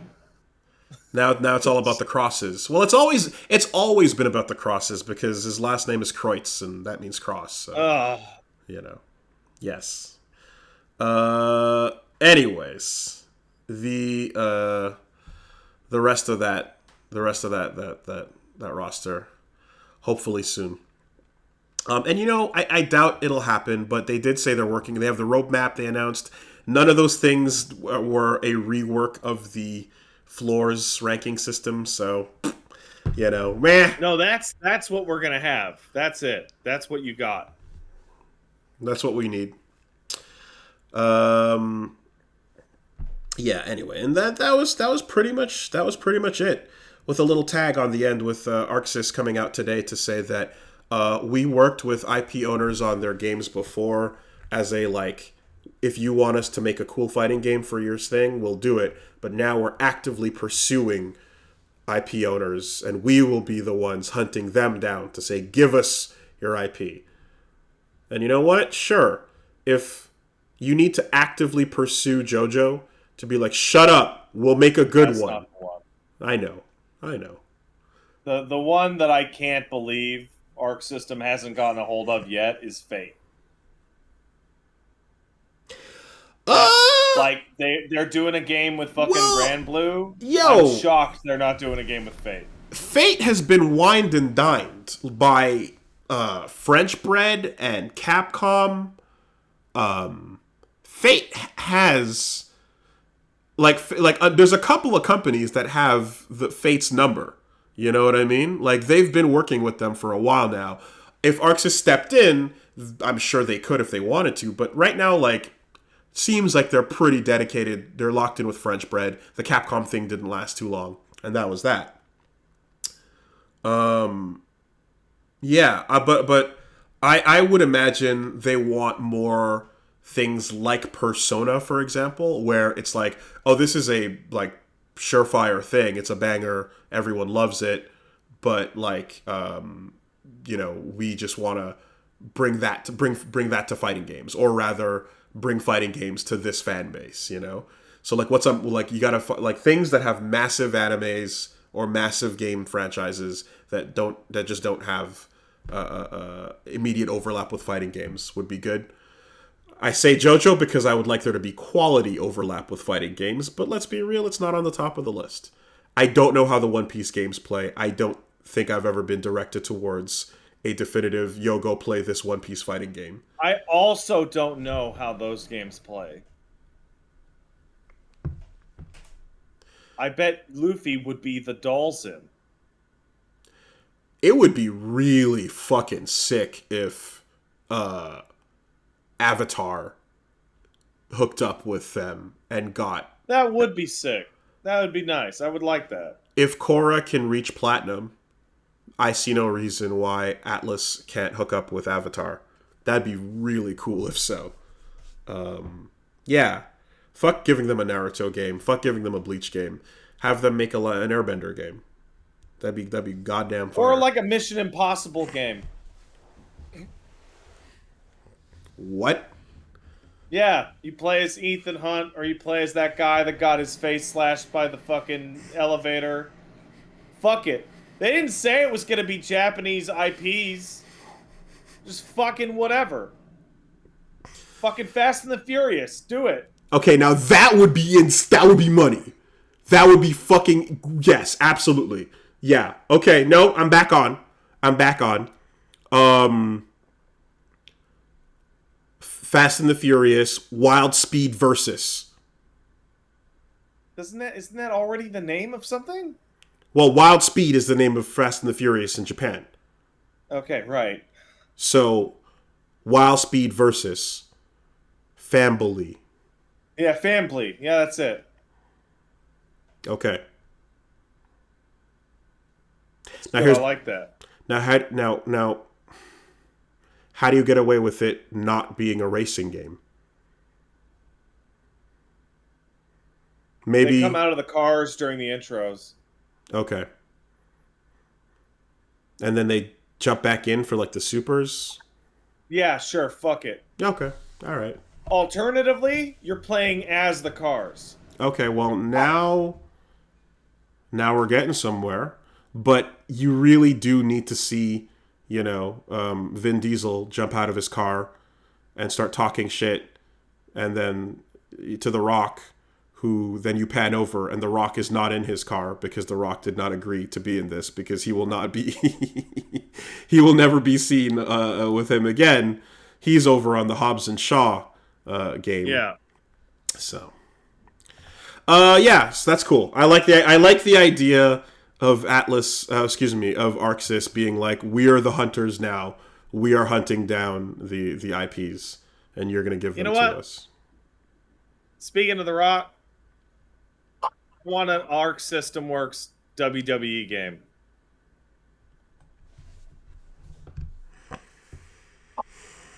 Sir, can you not? There. Yeah. I just deleted that possibility from my brain because, like, I'm like, yeah, but they don't know how to have fun. But now that the evil's defeated, maybe. But then All Stars would have been like a huge push instead of the yearly shit that they fucking crap out. Like the whole bit about, like, like there's that, I think there's that mobile game where there were all like metal warriors and shit. Like every time we get into the please use these wrestlers in the crazy fictional amazing contexts and have a lot of fun with it, they kind of dip their toe in, but they don't go all the way, So I don't know, man. I don't know if they'd know how to have that kind of fun. I feel like I don't know. I feel like the first pay-per-view after Vince was gone was super nuts. But I mean, you would sooner see a meeting room with Kenny Omega in it than you would with a fucking WWE exec. Because I mean, I don't know if you know this, but Kenny Omega is actually in Undertale. Confirmed hardcore. They based a character off of one of his wrestling entrance costumes. There you go. So, I guess Toby's a bit of a hack on that one, but what are you gonna do? A little bit of a hack. Yeah. That is just about everything I wanted out of fighting games, my dude. You know what? Like, on one hand, Virtua Fighter.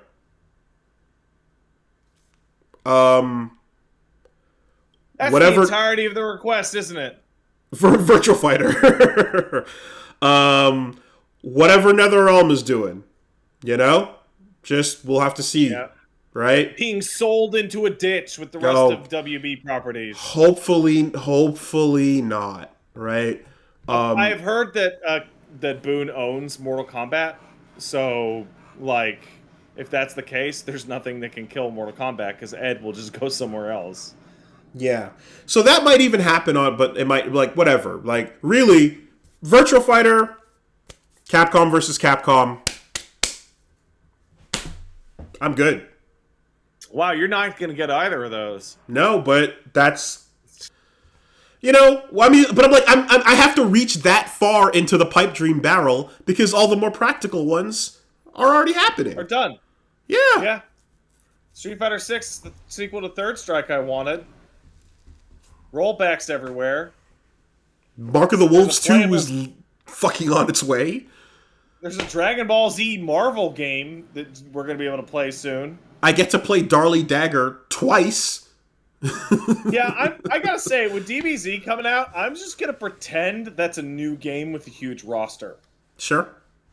I'm just gonna pretend and be like, wow, it's crazy. People are already super good at this game. I mean, if you haven't touched it since Season 2, it really is. Because not only are all those characters new, but there's also assist choices, which are massively impactful on your team.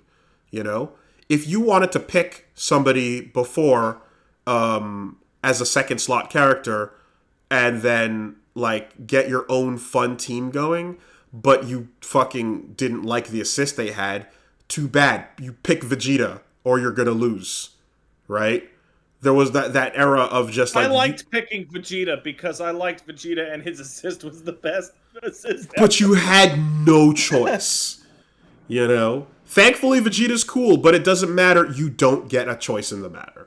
Now, with three assists per character, you fucking do. So that's a huge change to the game as well. It is pretty fresh if you haven't touched it in a while. So when did that happen? Because you started describing 3 assists per characters, and I had a few seconds of what the fuck are you talking about? Season 3. Really? Yeah, they introduced... You pick your character, you pick your assist, and then you have 3 moves to pick from. That's Yeah. Wow. I mean, more, more utility per character, more freedom in a game where assists matter a whole lot. Like, why the fuck not? Now, again, and like Skullgirls, custom assists is like the final level of that. Nobody's doing Skullgirls. That's just No, like that's too much. everyone's afraid That's to way go too that much. way. But fine, Marvel 2, Marvel 3 style. Why not? Yeah, so good shit. Glad to see it. Love to see it. Fighting games saved until further notice.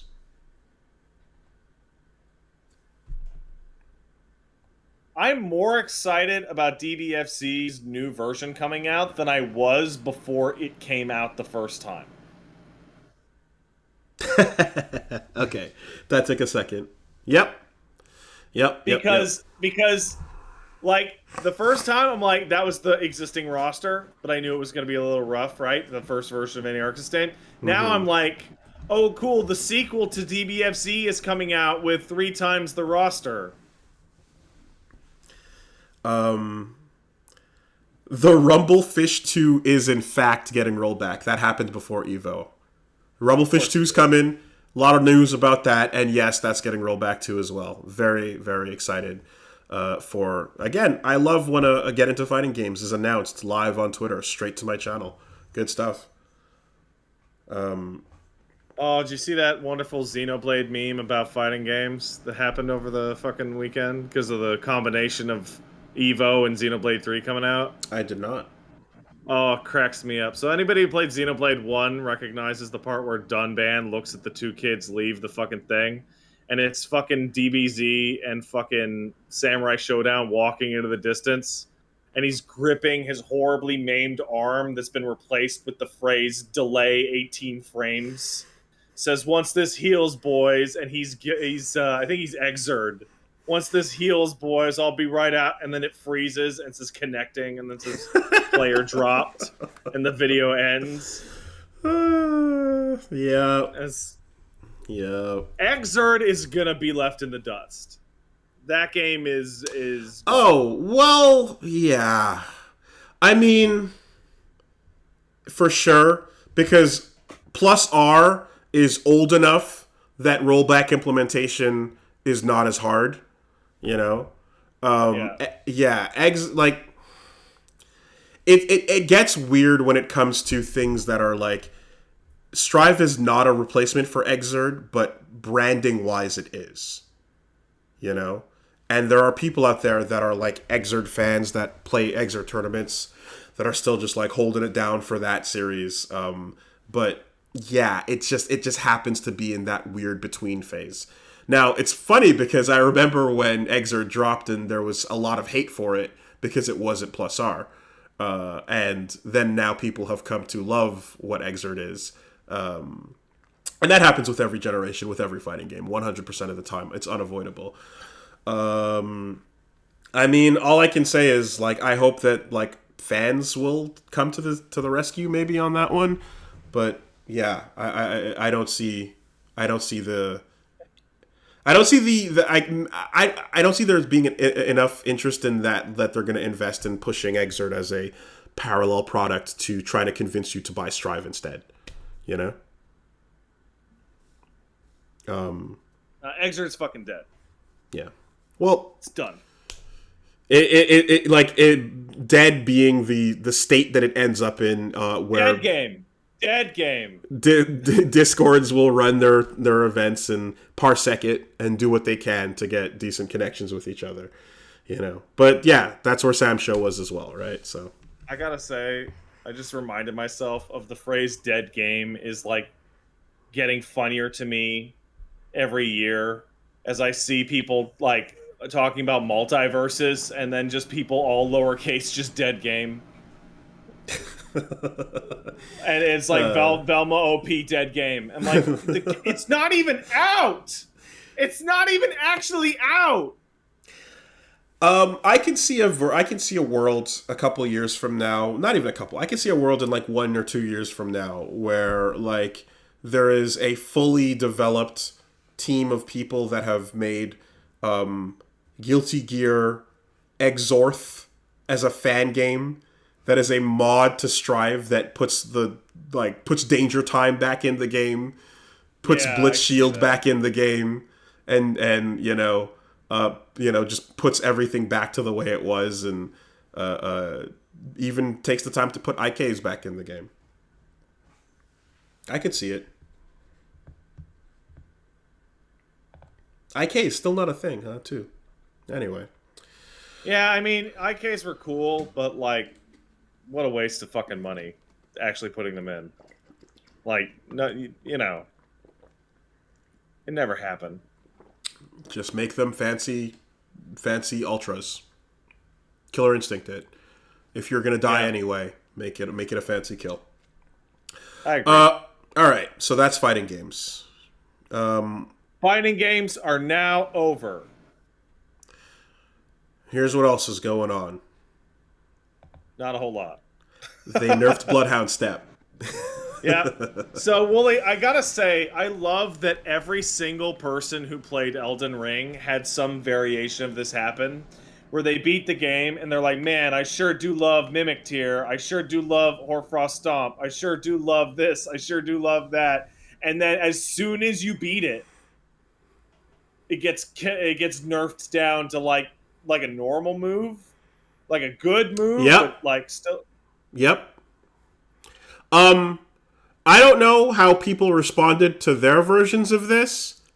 I see no problem whatsoever with what they did. Yeah, so Bloodhound Step is still very good. More than fine. It's just not very good to spam over and over and over. Precisely. Which, like, as a really good dodge, the most useful thing about it is its initial, its initial dodge. Anything after that is like, nerf it, shorten it, whatever, no problem. That, it's like I like that first one. And really, it's also like, I know that this is like whatever, some people are gonna be like some bullshit, but it's about the feeling as well, right?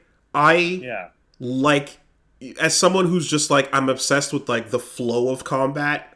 I really like the feel of it, like, and I care more about the flow and the feel than the mechanics in some cases that are like granular. A big cool side dodge makes me feel good when I do it. Tell me about its frame data after the fact, and we'll see how that goes. But the fact that it was good is kind of secondary to the fact that I could fucking stick and move and rotate around you and, flow in and flow out. Like, that was awesome. I care way more about that feeling than I do about the actual properties. So it just looks fucking cool. And if it still looks fucking cool, I kind of don't care. If it's viable to use on an initial dodge, great. If you can't spam it, no problem. The other thing is that in addition to this, they also significantly buffed Quick Step, which is the much more common version of Bloodhound Step. Quick Roll got a huge buff as well. Yeah, that's great. Yeah, I was looking at it. It looks like you roll maybe 20% further with Light Roll, and there's videos out right now of Fighting Millennia in which with light equip load, you can actually just fully dodge Waterfall. You don't have to sprint. You don't have to unlock on. Interesting. You can just roll it now. So, like, the only thing if they to touch Bloodhound Step, the one thing I would want them to do would be to fix the forced dandy step that it does, because there's a weird thing to it where if you are holding, like, let's say back or down, and then you dodge away, and then you are unlocked, you dodge away, and it'll do 2 Bloodhound Steps away from the enemy. But if you are locked on, that second one, when you buffer it in, will dodge them back towards the enemy and force you to do a dandy step. I don't want that to be automatic. Let it be manual. If I want a dandy step, let me press down, dodge, and then up dodge to come back in. Right? It's very much in your control. There's no reason to force it to do the left-right. But it does, for some reason, only when you're locked on. That's my complaint about it, is like unintended, second step towards the enemy. Mm-hmm. Yeah. That's Other always things. that's always been an issue with the way their inputs are designed, though. Like, not necessarily the direction, but they love queuing up fucking inputs in that system for whatever reason. I solved it by unlocking at those moments and Yeah. relocking after the fact, but there's some other stuff that was, I kind of scrolled through it briefly. I'll give you so light roll is buffed, quick step is buffed, bloodhound step is nerfed. Great swords, curved great swords, and axes all got significantly buffed across the board. You can roll faster after doing them. Their charge attacks are faster. Their jump attacks, you can roll faster after them.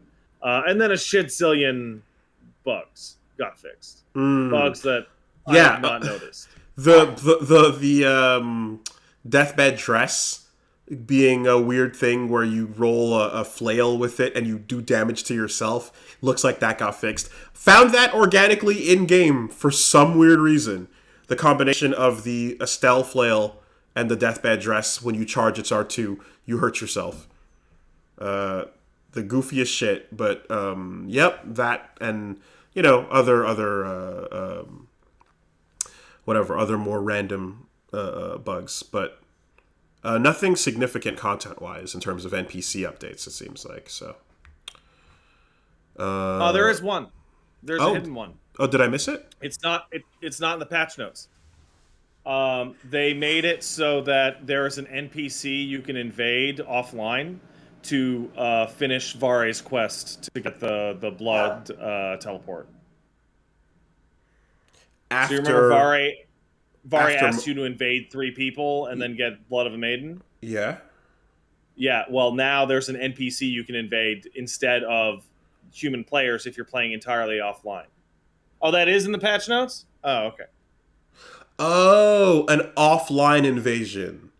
Yeah. Okay, gotcha. Cool. Okay. Oh, yeah. I didn't think about that, actually. Forced online quest. Yeah, it was actually a massive pain in the ass for people that played the PC version with the cheat protection offline, because you couldn't get to that area until late in the game. I guess once you do it the 3 times, it goes away. You only have to do it the once with this guy. Oh, okay. Interesting. Too bad you can't. Well, the way I went through it, and I couldn't get his set, but yeah, that happens.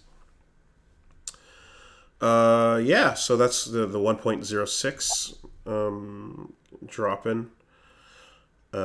Some other things as well I caught wind of. So I've talked a couple times about how sick it is that Punch-Out, Mike Tyson's Punch-Out for the NES, 30 years later, new tech was discovered. We were talking about that last week. Right? They found out that if you wait for the camera flash, you can beat the bald bull charge. If you wait for the bearded man to nod his head in the crowd, you can beat a couple of different characters, bosses, in their perfect like kill moments, essentially. So Punch-Out was a game that buried its secrets and didn't tell you about them till decades later. When I want to say an interview with the director is how people found out about the camera flash. Unbelievable, right? So then, of course, it follows that Super Punch-Out would have the exact same shit in it. So while Punch-Out was reignited and the scene got all into it because of this new tech that was found, Super Punch-Out, it was recently found and had a bunch of secret button prompts that you could do on the title screen with the second player controller to introduce a fucking versus mode. And if you take a second controller and you hold down, I want to say it was like BY and start, you pull up a menu that then goes into a Little Mac versus whoever player 2 is, and you can do a fucking versus mode. Yeah, it's nuts. In Super Punch-Out. Unbelievable, man. So cool. I love these deep, decade-long, three 30-year secrets, soaking and then coming out later. Amazing. It seems like it's a debug feature, essentially, that was in there, because it also lets you, like, kind of just do a boss select. But that unlocked? But it was never known. Yeah. And, of course, like, if player 2 is playing as the bosses, it's completely broken and unfair, Oh, yeah. This is not a real viable thing. But it was there. So even when the new Punch-Out for the Wii got a versus mode, it's like they already had the bones laid out in the Super Nintendo game. So, yeah. Well, I'll tell you what. I mean, I saw the story, and then, like, barely, like, half an hour later, I got a message from Reggie, who was just like, yo, looking into it. So, yeah. We'll find out, man. But that's great. And for some reason, only Punch-Out has these crazy fucking 30-year secrets dropping. Then a couple other things. What was there? There was an announcement that, Sonic 3, of course, no big surprise, coming Christmas 2024. That seems Very unsurprising. Rather soon, though. No. Was Sonic 1... Yeah, it does feel soon. I feel like... Sonic 1 was farther away than Sonic 2, but that was in the middle of COVID. Yeah, okay. So, that was my thought. Oh, no, it's 2 years apart on both. 2020, 2022, 2024. Okay, fair enough. Yeah. Cool. We'll do that. You're just getting older. Can you confirm that Idris will be coming back? Me personally? No, but yes. We shall see. Yeah. And then, because why the fuck not, live action Pac-Man. No, I don't. No, thanks. It's coming. Confirmed to be in development, and by the same producer, I guess, as Sonic the Hedgehog. So, yeah, why not? Fuck it. Who cares? They're doing it anyway. You can't stop them. It doesn't have to make sense. It's happening. Live action Pac-Man is going to be a thing. Oh boy. Yeah, I don't. Whatever. Don't do it. Just don't do it. Like, what I get, my only thought is just, why not announce a CG cartoon movie, an animated film, as opposed to, like, Pac-Man and real humans? Because then Pac-Man won't be able to have sex with Chris Pratt on camera. Understood.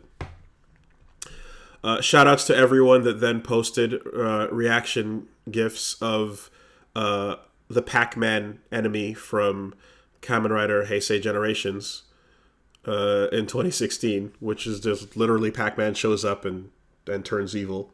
So that's a thing. Live action Pac-Man has already happened, I guess. But yeah, man, I fucking, like, I don't know. You could probably do a little cutesy animated series with, like, all the ghosts and Pac-Man and Miss Pac-Man having their fucking, little character adventures and shit. But the moment you gotta have everything about Pac-Man that isn't just arcade Pac-Man. Yeah. No. It like, yes, here we go. Hot take, all right? When you see Pac-Man in the lineup with in Smash with Mega Man, Sonic, Mario, and the legacy classic video game icons, you're kind of like, yeah, I guess Pac-Man deserves to be there. I guess. It would be insulting not to invite him, but, it's Pac-Man. It's fine. It should have been a fucking 8-bit piece of shit beep boop man instead of that Pack Adventures shit.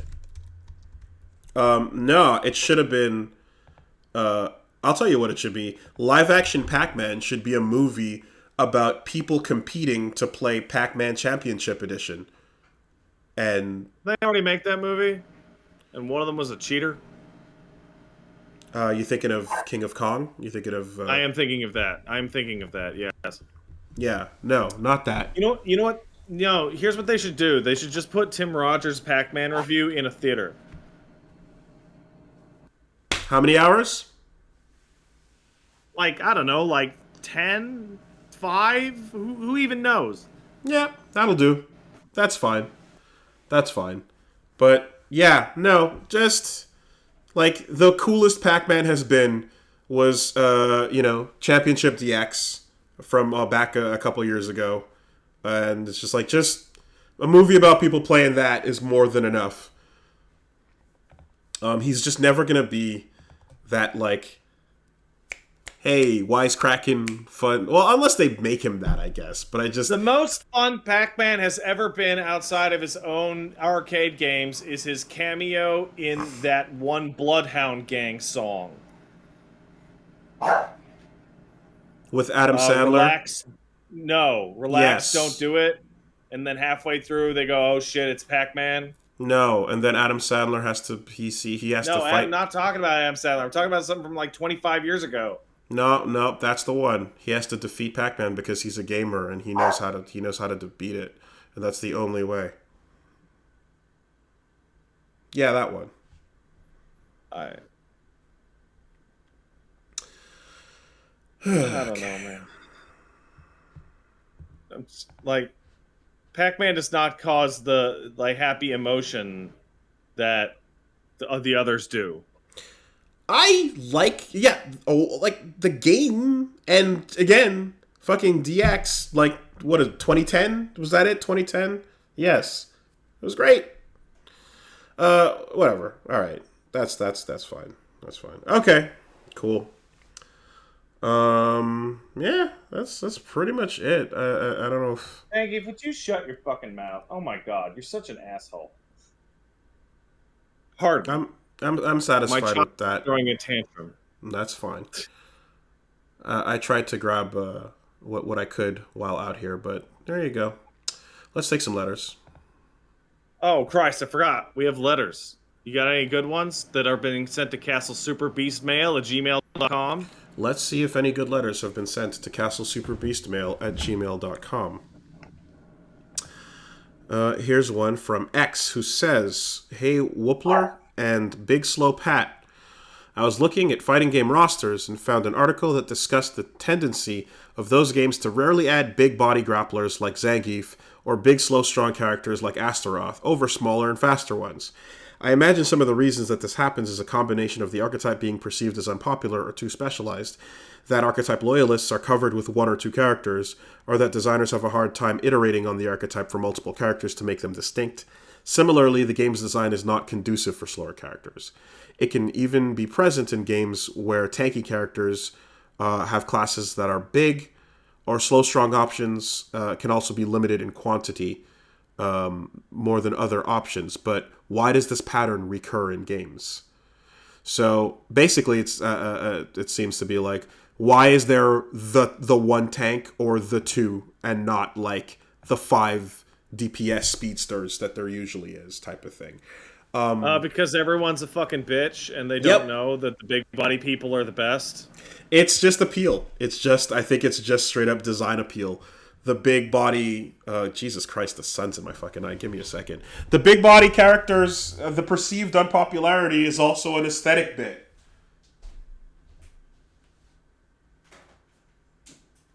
Everyone sucks. Cowards. They suck because they do not want big body. That is it. That is the end of the thought. Both design-wise and player-wise. Yeah, and big body doesn't have to be grappler. Big body doesn't have to be rushdown. For example, the big body character in DNF that I'm playing, Crusader, is keep away, non grappler zoning. I am a fucking full screen zoning tank.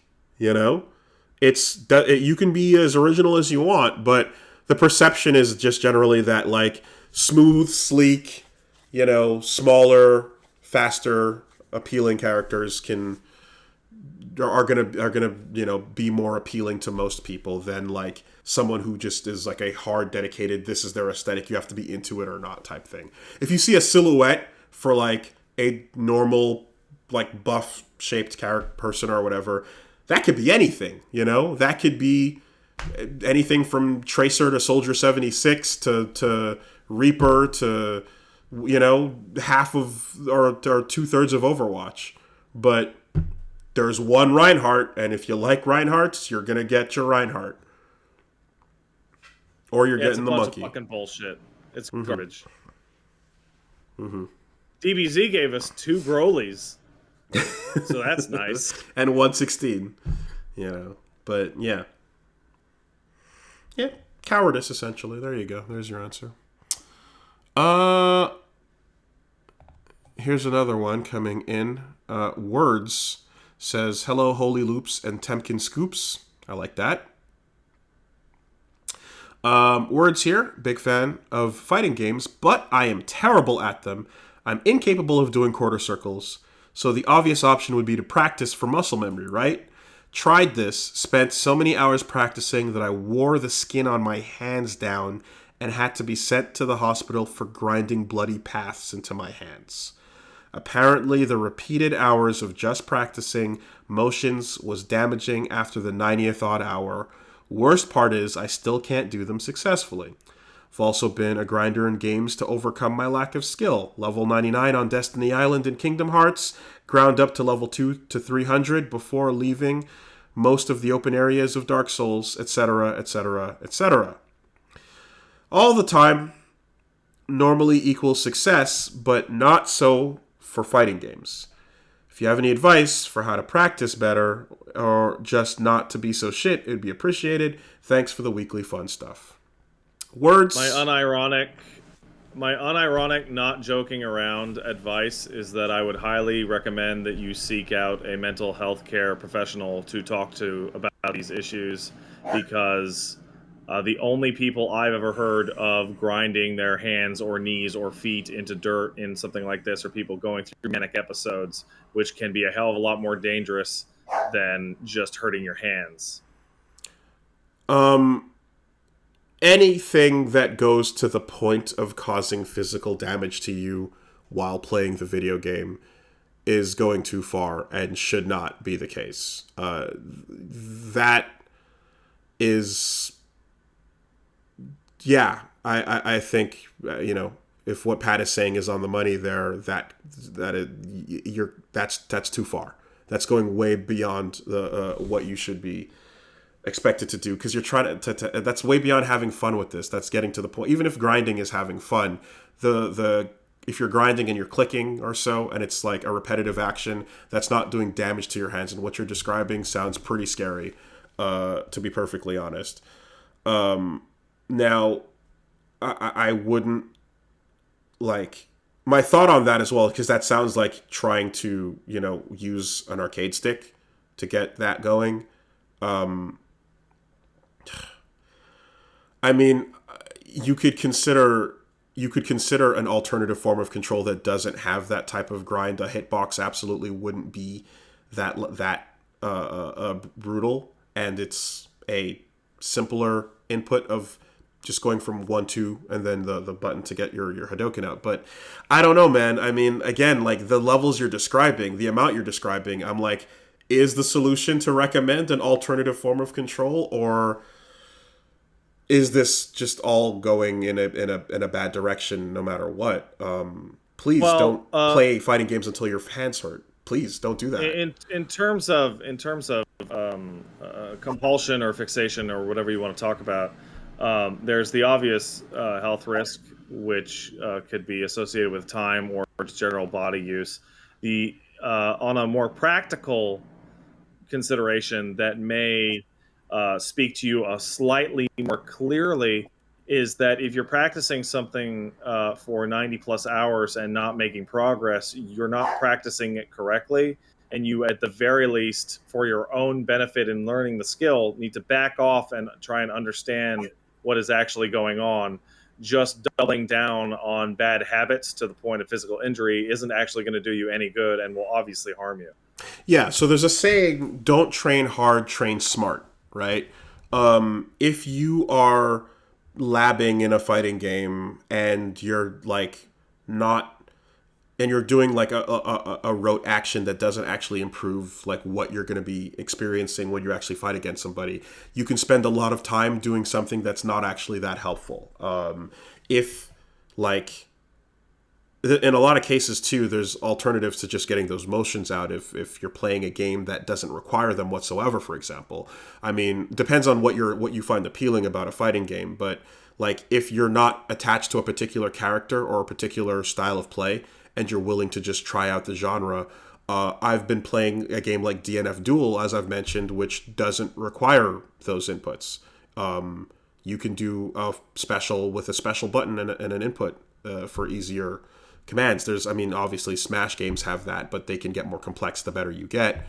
But there are games that don't require what you're describing. So you can also play games that just go in a different direction entirely if you find them appealing. There's a couple of options there that don't involve like picking Ryu and just doing a Hadoken for 90 hours. That's a really not a okay thing to do. So hopefully this is helpful. And I don't know if you have people as well that are like fighting game fans that play as well that you know, or anyone that like, you know, because like another thing too is just kind of like messing around casually with people, having fun, you know, and not spending a full infinite time in the lab, but just a couple games here and there, touching buttons, maybe not thinking about doing a DP or whatever, is a fun way to enjoy the genre. Usually having a someone around or anything to anyone you can play with locally will go far in that regard too. So like you can have fun before you get perfect at doing that one combo in the lab, you know. In fact, part of the reason why get into fighting games, you know, it's the name of it. I've gotten flack for like, this is a terrible tutorial for the game. What it says, get into fighting games, but when I click on this, I'm not getting an explanation of what's going on here. And it's like, well, it's also kind of because I want to show people that like all you really got to do is boot the game up and just start doing things, you know. There's much to be enjoyed about the process of just pressing buttons, not knowing what's going on, and figuring that out like piece by piece. But again, 90 hours in a lab is not necessarily what you have to do to get to that enjoyment. Yeah. All right, and let's take one over here from Dr. Ham, who says, Dear Wooly, who could not change society, and Pat, who blamed the beasts. It's all their goddamn fault. Thought you might enjoy this story.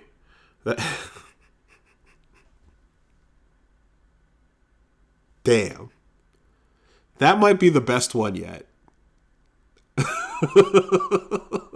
I can't change society. I wish I could.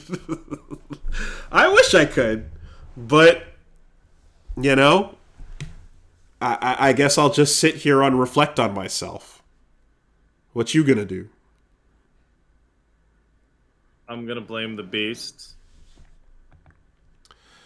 Thought you might enjoy the story that happened at a convention back in 2013 that I hosted at my college.